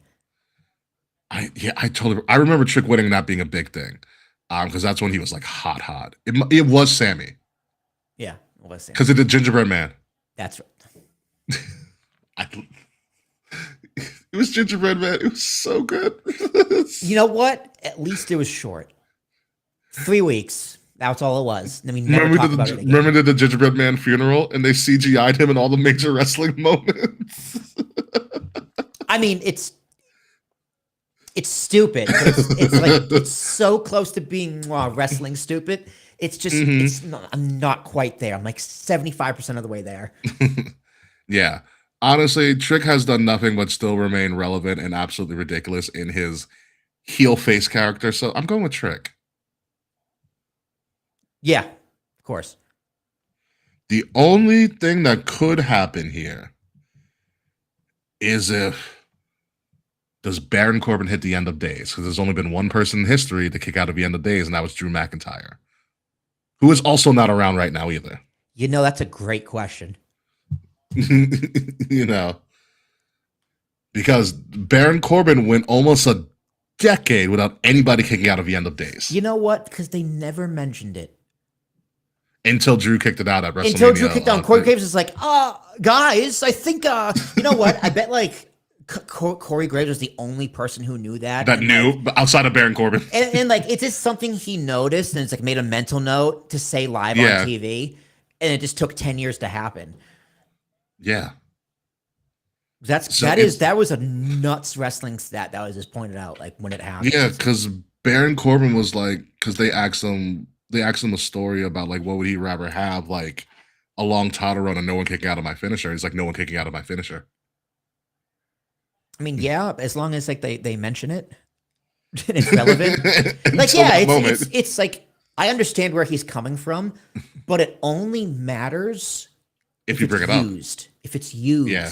It was never used. So it's like cool. Until Drew kicked out of it. Yeah, until kicked out of it. So yeah, I say Trick kicks out of it because now it's like, okay, now it's just a finishing move. He's It's a okay to rental. kick out He's of a it now. rental, Ricky. You're not investing in Baron Corbin. You never know. He could become Constable. He could become, broke Corbin or happy Corbin. Listen, the man's got range. The man does have range. And here's the thing. The thing is, like, we watched that that match on NXT, WrestleMania weekend, and you're like, how the fuck did Baron Corbin pull that out of his ass? Oh, the tag match. The tag match. He was great. The tag match on Stand and Deliver, yeah. Yeah, like he was like noticeably good. It's not just like, wow, look at these three acrobats and Baron Corbin. It's wow, look at Baron Corbin and these three acrobats. Exactly, yeah. He's an underrated performer. That's definitely the case with Baron Corbin, but I think he does the job here. Hopefully he does the job here. And then we can get Carmelo to probably not get a match at SummerSlam. Or it's not SummerSlam, or Survivor Series, because that's what's going to happen for some odd freaking reason. Anywho, moving on to probably your bathroom break. These 6-man tag match, the Usos and Jacob Fatu versus LA Knight, Royce Keys, and Solo Sikoa, who was on the I Hate My Family train. And after watching Raw, something makes you believe Solo's turning and joining the Bloodline because they will not let the Bloodline die. Probably. Yeah, probably. And I here's the thing. I like LA Knight right now. I never thought I would say that because LA Knight's Really? always like, yeah, I've always liked LA Knight, but not like, no, give this man a push, LA Knight. And right now I'm like, you know what? LA Knight is doing something memorable every time I see him on TV. He's totally screwing up the storyline. He's Bloodline. doing like whatever his role is, he is doing a very good job. And if he doesn't have a role, he's doing an even better job of creating one. So that being said, he's losing. He's probably taking the pin. Maybe, or Royce Keys takes the pin. But I like the idea of they've invested so much in Royce Keys. They brought him around really slowly. I was like, and this is his first big match. I was like, you got to give him a win, right? That's why he doesn't eat the pin. That is a win in and of itself. Yeah, especially if Solo turns. Like, a Solo needs to go and feud with someone, and that's going to be LA Knight 1-on-1 or 1-on-4, whatever the fuck. But Solo's also on SmackDown. Yes. What are we doing here? I don't fucking know. I'm gonna go with LA Knight and Company, even though my mind says they're Solo's turning. Yeah, Usos and Fatu Bloodline. The Bloodline 3.0 at this point. It's just, this is dumb. This is really dumb. Oh, you just wait, because here's what we're going to talk about next. We have Danhausen versus Dominic Mysterio. I didn't know about this match. Dominic Mysterio. I can't wait.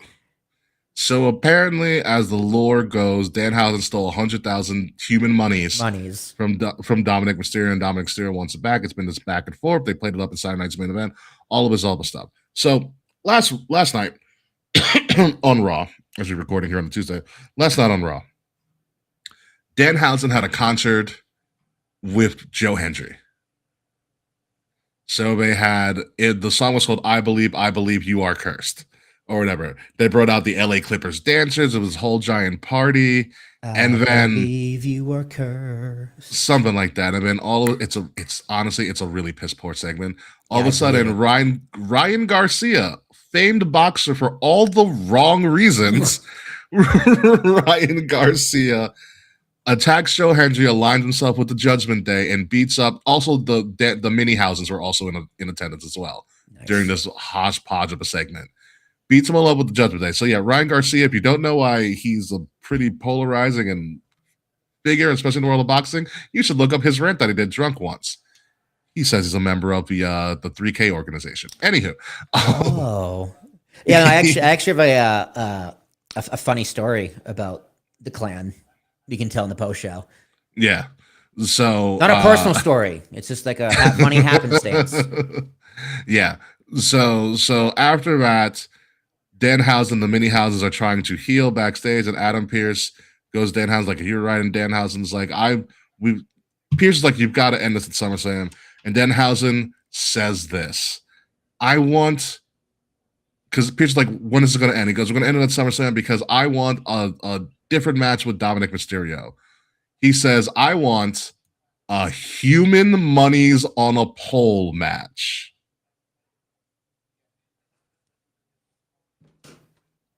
Yes. Okay. It is it is. We have gone to Vince Russo levels of WCW. Let's see what they can do. This has to be a rib. No, I'm saying on like someone in this match is getting ribbed. I Like, hope. you know what? We want to say, Dom, we like you so much. We think you could do anything. This is a giant test for you. If you get this over, we'll give you a world title shot down the line. Like, this has to be a rib. I don't know. To French's point, though, it is very It's very on brand for Danhausen. That's why it's going to work. Yes. So it has officially come from a singles match to a human monies on a pole match. And my God. Just The only thing that's missing right. is brought to you by Wingstop match. You never know. You never know. All of SummerSlam is sponsored by Wingstop, Chase Freedom, and Gears of War E-Day. Yeah, no, which, by the way, I said Wingstop. the revamped Halo came out today, and I need to play that once we get off. Oh, because you've never played. You've always had PlayStation. Yeah, let me. No, tell you. I've always had Xbox. I played all the Halos, but now they re-released Halo Combat Evolved. Yeah, on the original one. Evolved. God. Well, because there's 3 new levels. Yeah. Okay. Halo's dead, bro. Halo's been dead for a long time. Now, when it's on PlayStation, you can do the co-op campaign. Oh, now you can finally do co-op. Yeah, that's good. Yeah, so I'm happy. And I'm almost done with. I'm almost done with the Halo series, the television show. I didn't know they had. Which is what it is. God, I remember the people hated that TV show. Season 1 was fine. They stretched it with season 2. Oh, good God. It kind of gets weird. But overall, action-wise, fantastic. Recreation of all the suits and stuff, beautiful. Storyline, kind of weird. Because they tried to do their own thing, and then someone should have been like, hey, guys, we have 5 games that give you the storyline. Just do that. But they didn't. Be it as it may, yes, Danhausen, Dominic Mysterio, human monies on a pole match. Just give it to freaking Danhausen at this point. I don't care. Yeah. Yeah, no, you're right. Just give it to Danhausen. The guy's a money-making goddamn machine. I see no reason not to give it to Danhausen. Guys, you're freaking John Cena. 2 more matches on this card right now as we go through this. This is the number 1 contenders match for the undisputed WWE Championship. Who do you want to see? CM Punk beat next? Sami Zayn. For the 1,000th time. Or Finn Balor. And honestly, I'm going Finn. My official thing is I'm going Finn for this. Number 1, you made a big hoopla of him moving away from Judgment Day so he can go solo again. Mm-hmm.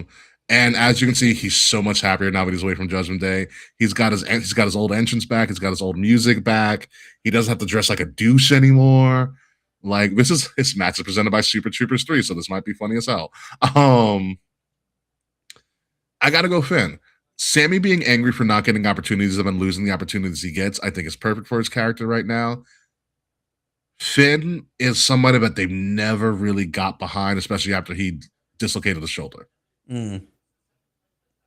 You know, which is an unfortunate thing for him. And like he's won titles and stuff before, he's been in big matches, but they never really trusted him on a more of a main event scene, except when he went back to NXT and did Prince Balor, and that motherfucker was amazing. Cool Finn. Cool guy Finn. Yeah. Cool guy Finn, yes. Cool guy Finn was great. But I think you can integrate cool guy Finn again. Like if Punk is going to be if Punk wins, for instance, and he's your face, turn Finn heel. Turn like Punk can be like, Finn, I followed your career for so long. You're great, but you don't have it anymore. Like you don't have that killer instinct or whatever. Well, I mean, there is there a story left over with Punk and Finn? Because I don't think they have a story to begin with. They did, because Punk beat Finn when Punk was world champion. And that started Finn moving away from Judgment Day. Because he wanted to do it on his own, and the Judgment Day kept getting involved, and he got mad. Yeah. So there was a story with Punk and Finn when Punk was world champion on Raw. So do you want to do that again, or do you? Because you also just put Sammy in the main event picture to take it out of him, take him out of it. So you got to give him that title program. Like he's not the champion, but you still have to give him the program. And I think that's why he does maybe a 2 or 3 month thing with Punk. But the thing is, we already had Punk and Sammy because Punk took it off of Sammy. Yeah, but that was like a surprise thing, though. That wasn't built up. That was just a spur of the moment thing. Yeah, I think Punk Sammy is the way to go. I still like Punk Finn.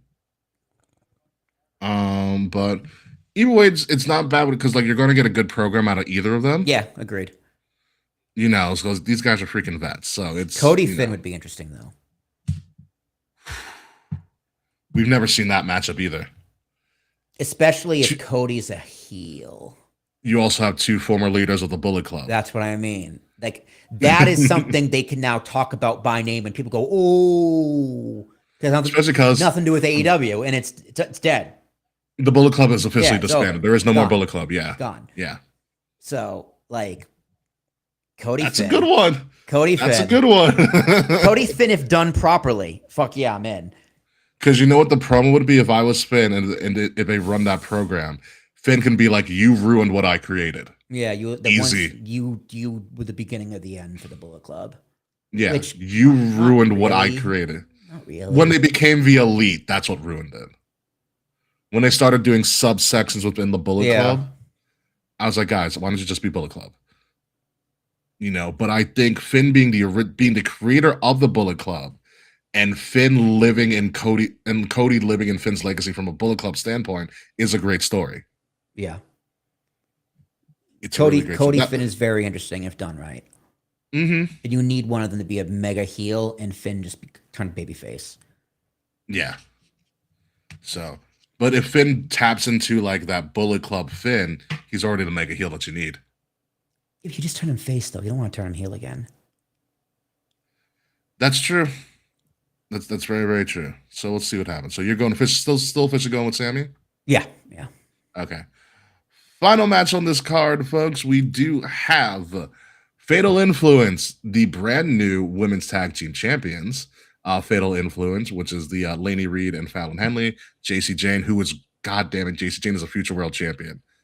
I don't know what it is, but once she got to the main roster, something clicked. Yeah, she turned it on. Something clicked. The big lights were like, you know what it is? Bigger stage. Some people just thrive on a bigger stage. Just that you hit that stride, the confidence hits, and that's it. That's all. It's just something like this. It's definitely mindset. The talent was always there. The one thing missing was mindset. Yeah, Bacon and Cheese on the pole match. Thank you, Wade. Yeah, thank you, Wade. She's got it. She's got the thing. Nikki Bella returned on SmackDown, and she was like, "Hey, guess what? I'm back, and we're going to do a 6-woman tag match." That's pretty much what happened. I would love to see Nikki turn on Brie again. I wish you died in the womb. Yeah, I'd love it. I would fucking love it. I don't think we're gonna get it, but I would love it. No, not at all. Not at all. Nikki has come out publicly and said she's in the twilight of her career, and she's not long before she goes away permanently. But she's a better heel. She is a fantastic heel. Brie I is a better always babyface. correct. Paige And is better Paige is singles. Paige. Paige needs a singles Yes. run. She is Yeah. being wasted. Paige is being wasted. Yeah, she was the rental for the Bella Twins for a while because Nikki got hurt, Yeah. essentially. She And I needs think to- she needs to do her own thing. Nikki coming back frees Paige to do whatever she wants. Yes. Hopefully. The original plans. Yeah. It's The interesting to real say reason Nikki being a Xavier better. Woods left WWE. It is interesting you say that Nikki Bella is a better heel because I always thought a missed opportunity was when it was a SummerSlam where Cena got squashed. Not when Cena got squashed, sorry. When Randy cashed in on Daniel Bryan. 2013. 2013. That was Randy cashed in, you created the Authority. Nikki should have been the female of the Authority. She turned on Brie that night to help Stephanie. It was set up. It was set up perfectly for her to join the Authority. They did that really well. It was set up Then perfect. you have to mix her in the storyline. That's the only problem. How do you keep her relevant in that main event storyline? Fair enough, because the women's division wasn't as strong as it was. Yeah. As I it mean, is even now. if you did have her completely on her own, like she needs a reason to be on screen with Stephanie and Triple H and Randy Orton Mm-hmm. in the background. Like she's just there. Like that would be that is the conceptually, yeah, I think it fits. But it just creates more challenges, more players on the board, and then it takes away from Stephanie. She's that badass lady figure. And Corporate Kane. And Don't forget Corporate oh my god, Corporate Kane. That's right. Corporate Then Glenn. Seth, eventually Seth, and then J&J Security. J Security. Oh, J&J Security. Yeah, Beaver doesn't make the Bella Twins are winning. Come on. It's SummerSlam, it's ESPN. You're getting the Bella Twins to win. There's no titles on the line.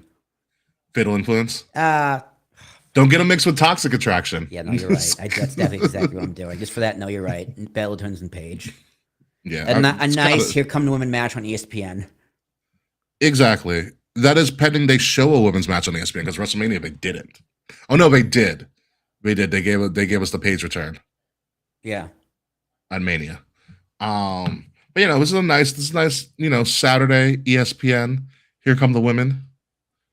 Kick off a show. Here they come, man. So here come the women. Even though there's a good amount of women on this card, you have 6 here. You have another 5 or 6 in the ladder match, and then you have the Io and Liv. So it's a pretty balanced card. Looking at the card as a whole, we have on night 1, Punk, Cody, Oba, Brock, Nick Aldis, Gunther, Io, Liv, Usos. So we have the 2 six people tag matches on night 1. So your Fatal Influence and the Bella Twins, and then the Usos versus Keys and LA Knight are probably going to be your ESPN matches. I can almost guarantee it. Yeah, most likely. Night 2, you have Roman Seth. You have the interim WWE Women's Championship ladder match. Finn versus Sammy. Human Money's on a pole match. God. Penta versus Gable. And Chick versus Corbin on night 2. So honestly, it's pretty well balanced. Surprisingly enough. Oh man.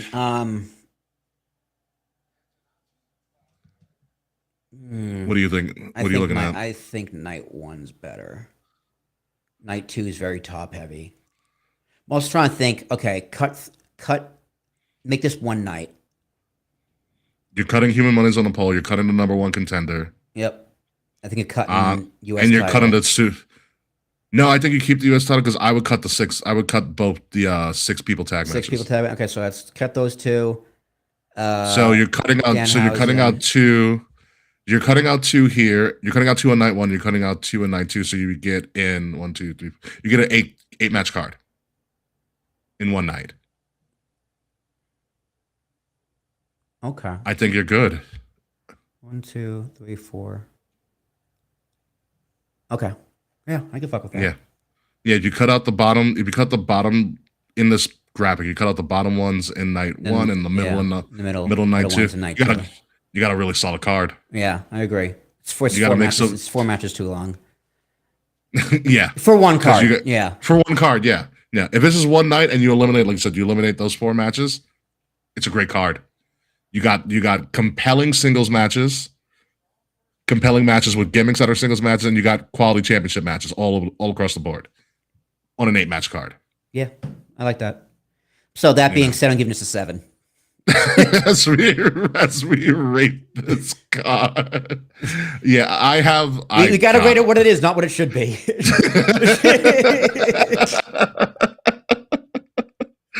Very true. I have. I don't know how this is going to be because you not only do you have the fact that this seems like it's just emergency booked a lot of it, you also have the fact that they're not selling. Yeah. Like they're not selling. And that it's a shame because number one, that's a gorgeous stadium that you can get really creative with.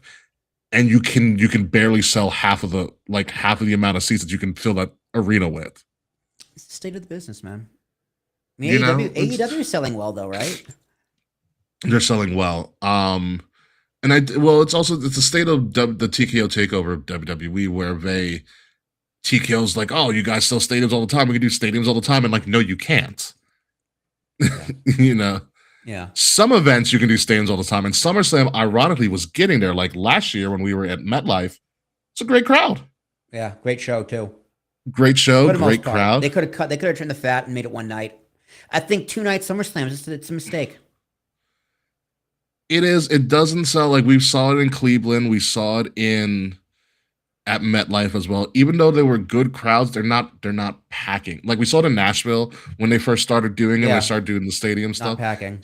They're not packing as well as they thought they would, and that's fine. There are some shows and when you look at all of them, could SummerSlam have been a stadium show? Yeah. Even though SummerSlam is supposed to be your second biggest show of the year, the Royal Rumble would sell out a stadium. One night Rumble. Royal Rumble is still only one night. And it should stay that way. The Royal Rumble would sell out a stadium in a night, like a one night Rumble show. I think 2 nights would also sell out though. It is, yeah. And we've talked about would a 2-night Rumble work. It would. And I think it would work better than. My concern is like who do people show up for which Rumble for?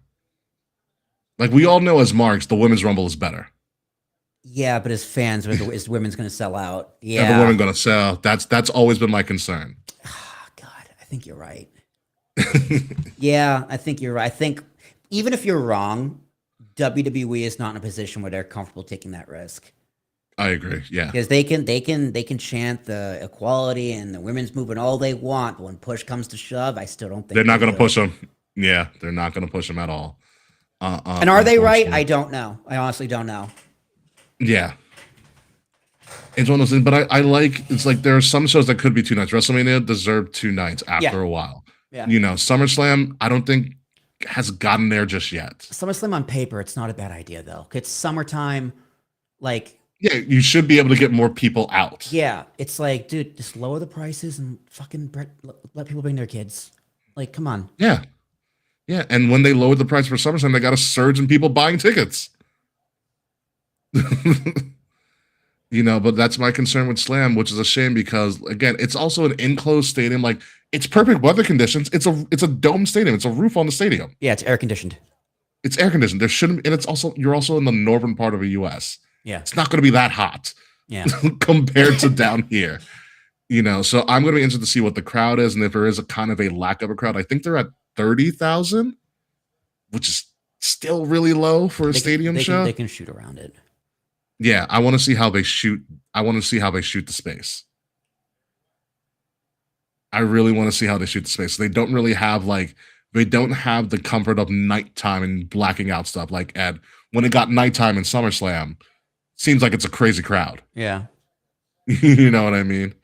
But I just hope they don't light it up too much like they did WrestleMania. Like my big concern, WrestleMania was too well lit. Yeah, that was. At times, it looked better as the show went on.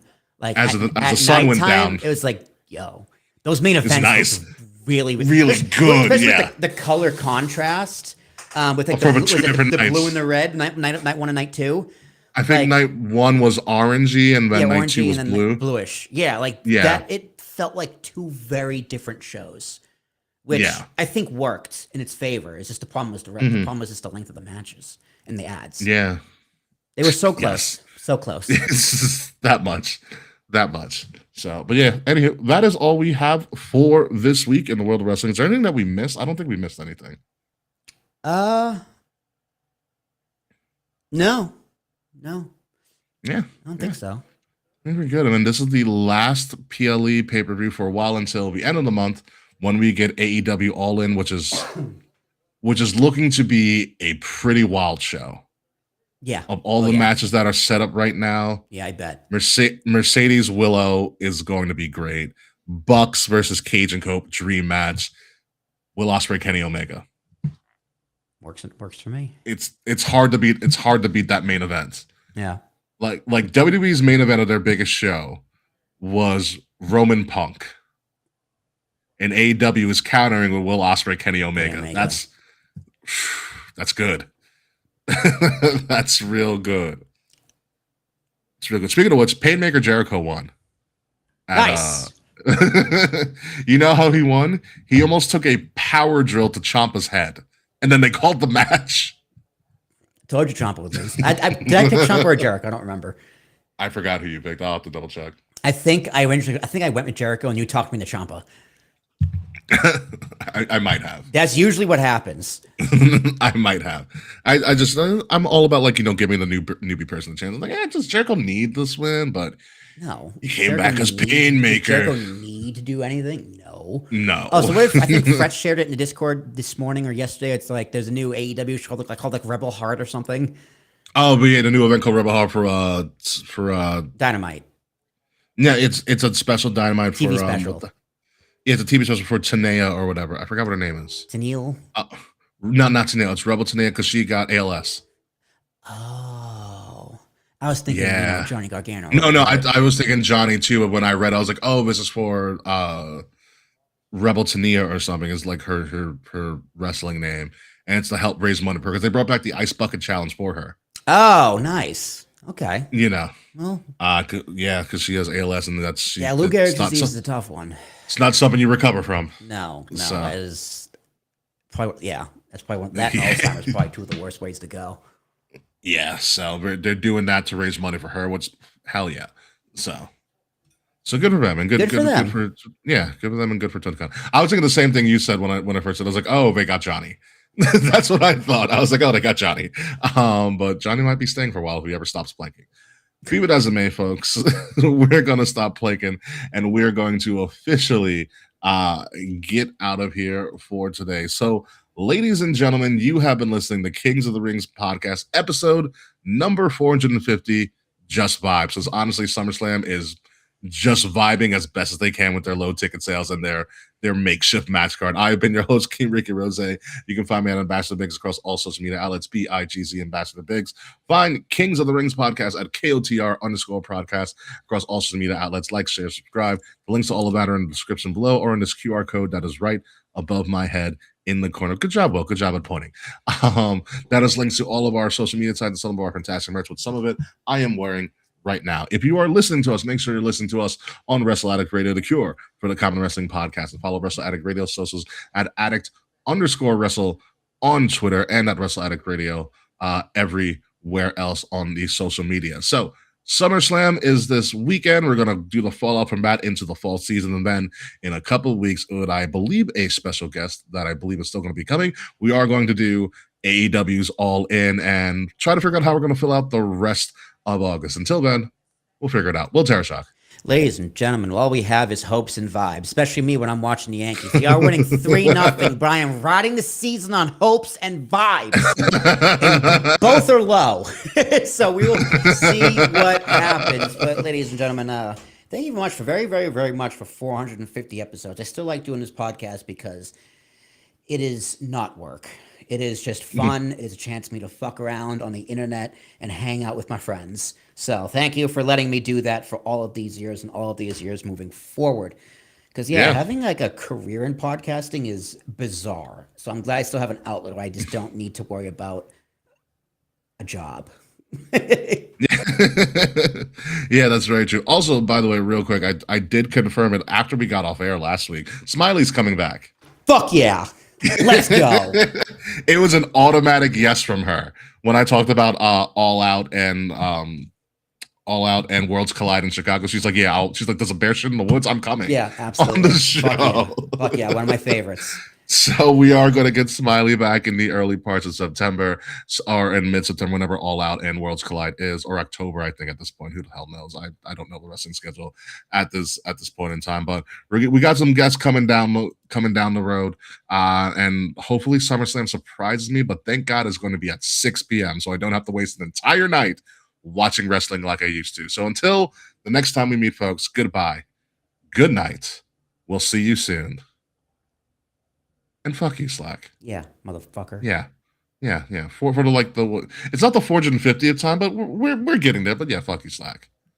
We'll see you soon. This has been a Wrestle Addict Radio branded podcast. So I found out the other day that there is a, I don't know, chapter, faction, section of the KKK out in Colorado that allows people of color and like Mexicans to join the KKK. I feel like that defeats the purpose of their, their well, motto. Yes, but it's like it's Colorado. So you go so far left, you end up on the right. It's because the people of color agree that blacks and whites should be separate. Oh, it's those people. Yeah, okay, it's those. gotcha. It's that kind of faction of the KKK. And it's just like I can't compute what the fuck is going on in this country. Because I've just this entire year I've made it a mission of mine to completely check out from all the news, everything. I checked out from everything. Because real shit was going on in my life. So including the Daily Show? Yeah, including the Daily Show. So it's just like I heard that. I'm like, what is going on in the world? Do I need to tune back in? Do I need to pay attention again? I hadn't heard that one. That one's actually kind of weird. That's what I mean. It's like, dude, what? What is going on? I got to confer with my friends in college. Actually, confer with Mr. YLP. He's out in there. He's like, hey, do you know about this? Yeah, is this a real thing? So I remember when we were driving to Chicago, you're like, yeah, well, let's just get for gas and get out of here. I'm like, why? You're like, we're in the Midwest. Like, yeah, why? Like, we're in Indiana. Oh, you know why? I'm like, yeah, why? Because I was like, I'll explain to you sundown towns on the way. Yeah, that was exactly it. You're like, we were in sundown towns are. I was like, we stopped. Okay. We stopped in Ohio, is what it was. We stopped to get food or gas in Ohio after finally getting out of goddamn Pennsylvania. When Ohio, and at the time I was talking to Smiley. I was like, we're going to Chicago, and she was living. Yeah. She was living in Florida at the time because she had to move back to Chicago. And she was like, she's like, don't stop in Indiana. I go, why? She's like, sundown towns. I go, okay. and I was like, hey, well, when we get to Indiana, don't stop. He's like, what? I was like, well, I'll explain to you on the road. I'm like, all right. Fair enough. Say less. Luckily, Indiana's like not really a nothing state, but you can get through Indiana rather quickly. Yeah, it's a narrow state. It's a very narrow state, yeah. So gotta be careful with that Midwestern whites.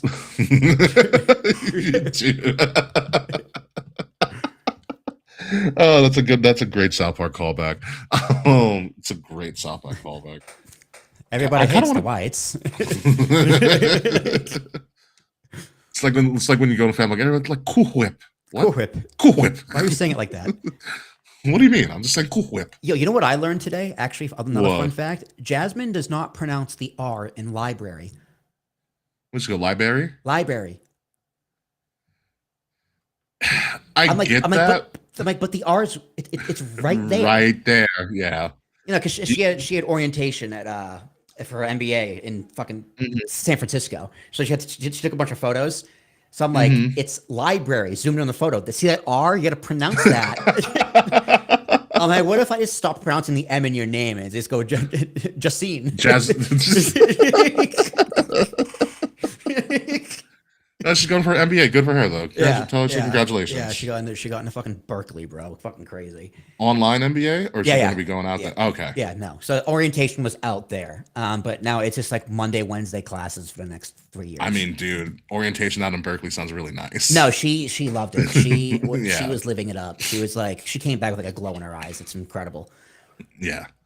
So, but yeah, library is one of those letters.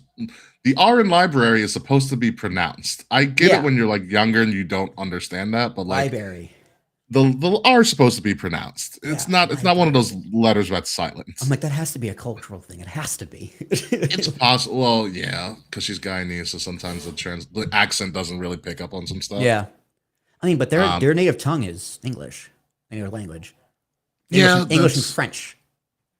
Yes, yeah. They're the whole country of Guyana is a whole hodgepodge of shit. Yeah, To be yeah. honest with you. And surprisingly, there's a lot of Asian people there as well, apparently. Yeah, it's like blacks, whites, Asians, Hispanics, I believe, as well, and French. Yeah.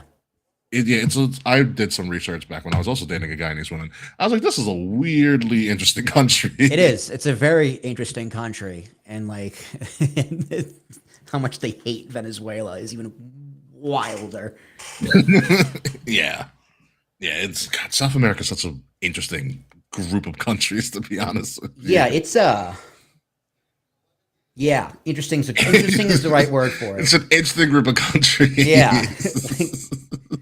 Lot of love, lots of love, lot to not. yeah. Depending on where you are. Depending on where you are. God, it's a wild place, but I am very happy that I can get off my. I'm so glad to be getting ESPN Unlimited now. I literally Not to only pay use extra for it? WWE. I never I don't know, sports just other than the Yankees and wrestling. Like other than I don't watch ESPN. I miss ESPN News. I miss ESPN News too. That was great. Everything's just a podcast now. Yeah, I mean they're paying Pat McAfee what 60 million at this point. Yeah, it's personality podcasts, which don't get me wrong, has its place. It's very entertaining. It's just like it's this bar stool with a button. It's this buttoned up bar stool, which like Yeah. again, like I think there is a place for that in the marketplace and the internet, but it's like just give me the ESPN. Okay, where's what's his name with the Stuart Scott. Stuart Scott. Give me Yeah. the Stuart Scott and like that other white guy he was with all the time. Dan Patrick. Yeah, those two were great. Just give me the news. Give me highlights. I miss highlights. Yeah, that's the top. that's Give me back when ESPN's top 10. That's when ESPN hired actual journalists to do their stuff, Yeah, like journalists like- and announcers. Yeah, like give me journalism. Like like Mike and Mike in the morning was just what the modern. It's like everything turned into Mike and Mike met Howard Stern. Mm-hmm. And I loved Mike and Mike. Mike and Mike also had its place. Just give me. Mike and Mike was fun. Yeah. Yeah, it's a dude. I'm just a boomer. It's awful. I think the only thing that has survived the times in ESPN is Pardon the Interruption. Yes, You know why? Because Michael Wilbon and Kornheiser. Tony Kornheiser, who's also from Long Island, are real journalists, like Yeah. in the business, Yeah, and they know how to talk about it. They're also a perfect pairing. yes. They can yell at each other and still like each other at the same time. I'll say Stephen A. Smith is a broadcast journalist. He is. He Yeah. is a professional journalist that got into broadcast. Yes, Essentially what Who happened. is just an entertaining character you either love or hate. Yep. I and like that's Stephen been- A. I like Stephen. I A. like Stephen A. too. A lot of people just don't like the fact that he screams and yells, but like that's just kind of him. And That's like, his gimmick. Yeah. I always But hated also- Skip Bayless. Everybody hates Skip. Yeah, fuck Skip Bayless. But like he was Well- like he still had that aura of journalism to him. Yes, he did. He had the aura because Skip was a Dallas sports Yeah. reporter. Yep. For a very, Stuart very long time. Journalist. Stuart Carr was brilliant. But it's one of those things that egos got in the way. That's why Skip and Stephen A. stopped working together, Yeah. which is crazy because like They didn't like each other. they didn't always like each other. Yeah. And Stephen like A was s- like, you know what? I can go on my own and be more successful. And he was right. Mm-hmm. No, what happened to Skip? Yeah. Stephen A didn't need Skip. No, Skip needed Stephen A. Yeah, exactly. You know, and it was, but they were great TV They were when great. they were both Yeah. when they were both on the ball. They were great TV. I mean, Tony you and know, and- Wilbon are great TV too. Tony, when they're both on PTI, Yeah. they're great. I know they haven't. You know- Like Tony's Kornheiser's so old at this point. Yeah, Wilbon's getting up there in age He's too. probably been in the business for close to 60 years. Yeah, and Wilbon's getting up there in age too. Yeah, but You black know. don't crack. It does not. He still not looks at great. all. He still looks Yeah. great. You know who you should start looking into if you really want like sports journalism? Pablo Torre. Pablo Torres. Torres. Or Pablo Okay. Torres. I like Mina Um, Kimes. I think she's great. Mina Kimes is amazing. You ever listen to her talk about football? Great. Yeah, she's great. You ever Anytime listen to I her see talk her, about I'm like, football? she's great. No, I Yeah, haven't. 'Cause I'm- She knows ball better than me. It's absurd how well she knows her stuff. yeah, she's just. Oh. I think she's a good blend because she's hot, but she's also one of the boys. Yeah, and she's And she knows already her got shit. she's already got several Emmys. So And I think she respects the sports too. And I think She respects the I think sports. she respects that men is predominantly a men's space. but like also the men in the space respect her. Exactly, correct. Yeah. Because it plays into each other. Yeah. But but Pablo Torre, who was a former ESPN personality, has really done he does a lot of investigative sports journalism now. So he has a podcast called Pablo Torre Finds Out. Oh, that's great. Yeah, and he finds out a lot of good stuff. Like recently he talked about everything happening at the University of North Carolina and Bill Belichick's football team and how it's a dumpster fire. Yeah, it's not working. It did not work. He talked about recently, what was it? EA Sports really shitting the brick with their college football game this year. Did you hear about this? His girlfriend? No, EA Sports and college football. Oh. I hear it's great. No, the game's great. So they promoted this game because people play college football for dynasty mode and stuff like that. Dude, which is McLeod was showing me the mascot mode, and I'm oh, like, mascot mode's great. I'm They like, brought it back finally. this is hands This is what you missed in down college. This is what you missed in college. Craziest thing I've ever seen. Everyone's a never seen- 99, and they're just mascots. Oh, because mascot mode was a staple of the original game. I've never heard of mascot mode. I'm like, this is perfect. I have no notes. And in the new game, so in the old game, they added mascots and stuff, but in the new game, I think you have to unlock different mascots. Yeah, you unlock different mascots. I'm like, Yeah. this is like, I know that they took a lot of microtransactions out, but I'm like, this is a very well put together game. Yeah, so the problem was they talked about all the things to Dynasty mode, and I still want to get the game because they finally added NIL to Dynasty mode. Yeah. So not only do you have to recruit, you have to give You them have to budget. NIL money. Yeah, You have to budget them. It's dude. It works, and like I think like it works best for something like football because it's a 17 games and playoffs. Yeah. Like it's, So it's you- easy to go through a season in like a week. Yeah, so not only do you have to, so in the new console game, not only do you have to budget for your NIL, you have to also re-sign your players on your roster at the end of the season. Yeah, otherwise they leave and go to another school.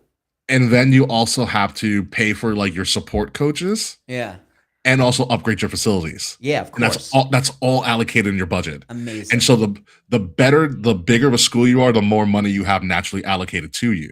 Can it still like connect to Madden, where it's like if you have like a my player playing through college and Yeah, it goes, you can to the, go- goes to the pros, it connects to Madden. High school to the pros all the way through. Yep. That's really cool. Yeah. That's really cool. So the problem they had this year, they were talking about Dynasty mode and all of these improvements and stuff. And in Dynasty mode, which is a primarily offline mode in and of itself, in Dynasty mode, you had what was known as like progressive, like XP progression, where you can set it to like slow, Yeah. medium, Yep. normal, fastest, And they make people pay all for this it. stuff. So they took out some of the bigger XP progressions and they created microtransactions for it. Yeah, they put them behind a paywall. They It's put like, it behind a fuck paywall. you, dude. People, that's why I mean with WWE too. People like the regular consumer is just so fed up with corporate. Yeah. So fed Yeah. up. Don't ask me to fucking tip when I'm touching the buttons on a screen. Don't ask me to tip in a grocery store. Like I tip my barber and I tip my servers. Yeah. So what happened was they had early access at the beginning of July for Oh, this God. game. And the people in early access, including the content creators EA had on their payroll, discovered it. That they put microtransactions in a primarily offline mode. And they started a fucking movement online. Yeah. And within 3 days, EA was like, okay, we're getting rid of the microtransactions Yeah, this year. dude, it's like, fuck you. Just fuck you to EA. Yeah, yeah, because even some of the content creators are like, I'm never working with EA again, no matter what happens. Yeah, They've lost my trust. it's like you Because guys the whole are just thing was fucking like, greedy. Just make it. You already made a good game. It's gonna sell. Let it sell. when they brought back college football the first time, it is the highest grossing sports video game ever made. Yeah. When they brought it back after like 10, 15 years, it sold more than any Madden, like any 2K ever in video game history. At the same time, though, it's That's- very easy for me to play video games and not use microtransactions. So it's like That's true. if you really hate it, just don't buy them, or just The play thing about- other games that don't have them. That's it. They're- Like when people are yeah. saying like Sony killing off hard copy games is like the end of the world. I'm like, no, it's not. It's But when you not. think about when you think about a digital license, you don't actually own that digital license. Well, you don't own the physical copy either. They just can't come back and reclaim it. Like I understand. Like I understand the argument of like I hate that I cannot let a friend borrow a game. Or like McLeod bought Assassin's Creed Shadows and he fucking hates it. He can't like transfer ownership to me. I don't like how you cannot do that digitally. Is that a problem? Sure. And like, yes, I don't like that they can just pull away games, but that's, I mean, Steam's been doing it for how long and it's not an issue. And to the point of like, games are never going to go on sale anymore. It's not true. Like, do you know how many games I have listed on sale for Steam right now on my wish list? WWE 2K's on sale for half off like everywhere. Yeah. 1, 2, 3, 4, 5, 6, 7, 8. 8. So like I don't think there's a 24-hour period or like a 3-day period where there's not a game on sale on my Steam wish list. Like that's only digital. And including Sony games. They will go on sale all the time. Yeah, I think the big concern with people in Sony is that now Sony without physical, Sony would control the marketplace. Yeah. But they don't though, because Steam exists. If they allow Steam onto the marketplace. Like on a PlayStation, you're gonna go into the PlayStation like store to get your games. Yeah, but like Xbox is competition. PCs get competition. Steam But itself is competition. Xbox is allowing Steam and Epic on their systems. Yeah, smart. moving forward. Well, you know why? You know why? Because like I have no concern about Steam. Technically, can delist games, and I can no longer play them anymore. But I do not think Steam would do that. I trust Steam as a platform because they've been around for over 10 years doing this kind of stuff. And if they did it, it would be the end of their business model because gamers. That is that the number one place for gamers is Steam. Sony does not have that trust in any way, shape, or form. No. So it's like the business model is not an issue. It's that people fucking hate you and do not trust your company. Do not trust her. Yeah, That's it. That's what it comes down to. And going back to college football, do you know you might be the new college football game is on PC? Yeah, for the first time ever. Yeah, and what's been it's on PC. And what's been saving it is the college modder. The people on PC have been modding the game. Yeah, they mod it. Yeah, dude, PC and gaming. It's fantastic. PC gaming is just way better in every single way. You know, so back to what people got pissed at with the college football thing, besides the microtransactions, is that number one, it's primarily an offline mode is their biggest mode. And they took away or hid things that were already there in last year's game without telling anybody. You know, because they advertised the game along with Madden, and they had a giant presentation, like all these new features, and they never once in any of their publications or any of their presentations that say, "Hey, we're adding microtransaction." So the fact of everybody getting taken by surprise, including the content people under their payroll, pissed everybody off. Yeah. You know, and they were just like, number one, you took away stuff that was there last year and hit on the microtransaction, and a lot of it was like, we want to just play the game the way we want to play the game. That's what made it fun the first time. Yeah. Now you want to try to like do something different with it. Why would you screw that up? Dude, what else, like what other gaming companies do? I forget the game that came out. It might have been like college football, but like the game was released and within like 2 weeks, the entire development team was just let go. It wasn't that, but I think I know the story. It was like a big game, right? And it's like, okay, that's one, it sucks because they made a good game and they just got let go. But two, it's not terribly uncommon where you just hire a bunch of people for one project and then once the project's over, it's just they're done. But if the game's buggy, it's not getting fixed by anybody. yeah. It's just they're just not gonna update it. They're not gonna work at it. What you get is what you have. What you get. And that's the issue. The issue is you cannot fix the game if something is wrong without hiring all of them back at a Mhm. premium price. Yeah. Dude, it annoys me just how much corporate America and just big companies in general are so short sighted. Oh yeah. It's incredible. Yeah, it's absolutely wild. So, but I still want to try college because you know what my thing is, like I love Dynasty mode. I play nothing else in college football but Dynasty mode. Yeah. All that being said, McLeod said it's an incredible game. He loves it. No, yeah, it's incredible, and the adding NIL money brings a whole new way of trying to play this game and making it so freaking difficult. Yeah, I love it. So it's just good mechanics. Because what do gamers want at the end of the day? Competition. Just make Yeah. a good game. That's it. Mm-hmm. At the end of the day, just make a good game. Yeah, that's all we really want. With that being said, if that bombs, Fable's coming out in the fall, and I'm so excited for Fable. You know, I am too. There's a very high bar for Fable, and I Have you really seen liked Fable. Have I 2. sent you the 30-minute gameplay footage of the new Fable? I've seen some of it. Yeah, it looks. I'll put it in Discord. Yeah, they it looks pretty great. much made GTA in a fantasy world. Yeah, it looks great. It looks incredible. There's like 1,000 NPCs. They've set the bar very, very high. For Oh yeah, this all the NPCs are real voices. Yeah, they set the bar very, very high for what you can gentrify neighborhoods. You can buy all of the properties. Yeah, you can be like a hero in one neighborhood and a villain in another neighborhood. Yeah, like you can have you multiple heard of, marriages. Have you heard of Christ? What was that game that came out a few months ago? Hang on, let me pull up to my wish list. Crimson Desert. I've heard of it, but I've Look don't into remember it because that game is very, very ambitious. It had a lot of hype, and for the most part, it lived up to expectations. It's a game I'm definitely looking at. There's eventually. a game coming out. It's called like Follow Me or something like that, where you get you get to start your own cult. Dude, those kind And of it's- sim games are incredible. And you get to start your own cult, and it's cross-platform and it's co-op, so you can start a cult with a bunch of your friends. Yeah, it's awesome. Dude, it's kind of like survival games. It doesn't mean like, dude, gaming is. If you're mad at AAA big studios, dude, it's never been a better time for AA and independent gaming. There are incredible games out there. Indie games are incredible. You know what game I just beat? It's called Bears in Space. It's 20 hours and it's a comedy game and it's incredible. Great music, great visuals, fun combat, like great comedy. It's generally ridiculous and hilarious. And it's 20 hours and I bought it for $10. There's a game that I beat in like a day called Mixtape. I've heard of Mixtape. Mixtape's so fun. Yeah. You beat it in a day. It's really fun.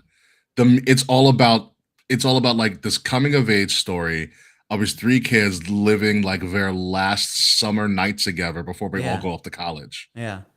And every level per se, or every part of a story, there's a theme song, and it's based on like it's early 90s, like late 80s, early 90s music. Yeah. And It's very story based. It's very story based. It's very fun. Like there's one time where you're literally like joyriding, and they tell you like press X, and X makes you headbang to the music. That's all you have to do. That's all you do. Yeah, it's just a narrative. It's like an interactive narrative based story. Mm-hmm. And it's all like early 90s, late 80s music, some 70s stuff from ranging all over the place. It's a fantastic That's game. what I mean, dude. Gaming has never been better. If you're mad at the gaming industry, just ignore it and find something you like. Read a book. Or read a book. or if you like it, fucking like it. McLeod also bought the Black Flag remaster. He said he already beat it. He said it's incredible. Yeah, I actually just rebeat Assassin's Creed 2 yesterday. I have no interest in the Black Flag remake because out of all the Assassin's Creed games, like I like Black Flag, but it's like I have no inkling to play. I always again. thought Black Flag was overrated. I was like, whatever, pirates, okay, I get it. Let's move on. I mean, it is the greatest pirate game ever made, though. Yes, Sea of Thieves holds no candle to that. So Yeah. but anyway, on that note, I'm sweating my balls off at this moment. I need to put on some AC. All right. Cool down my apartment for a day or whatever. But yeah, I let's did. get out of here, folks. We'll be here next week. Hopefully. Follow up Unless from something wild SummerSlam, happens. baby. Yeah, we'll see what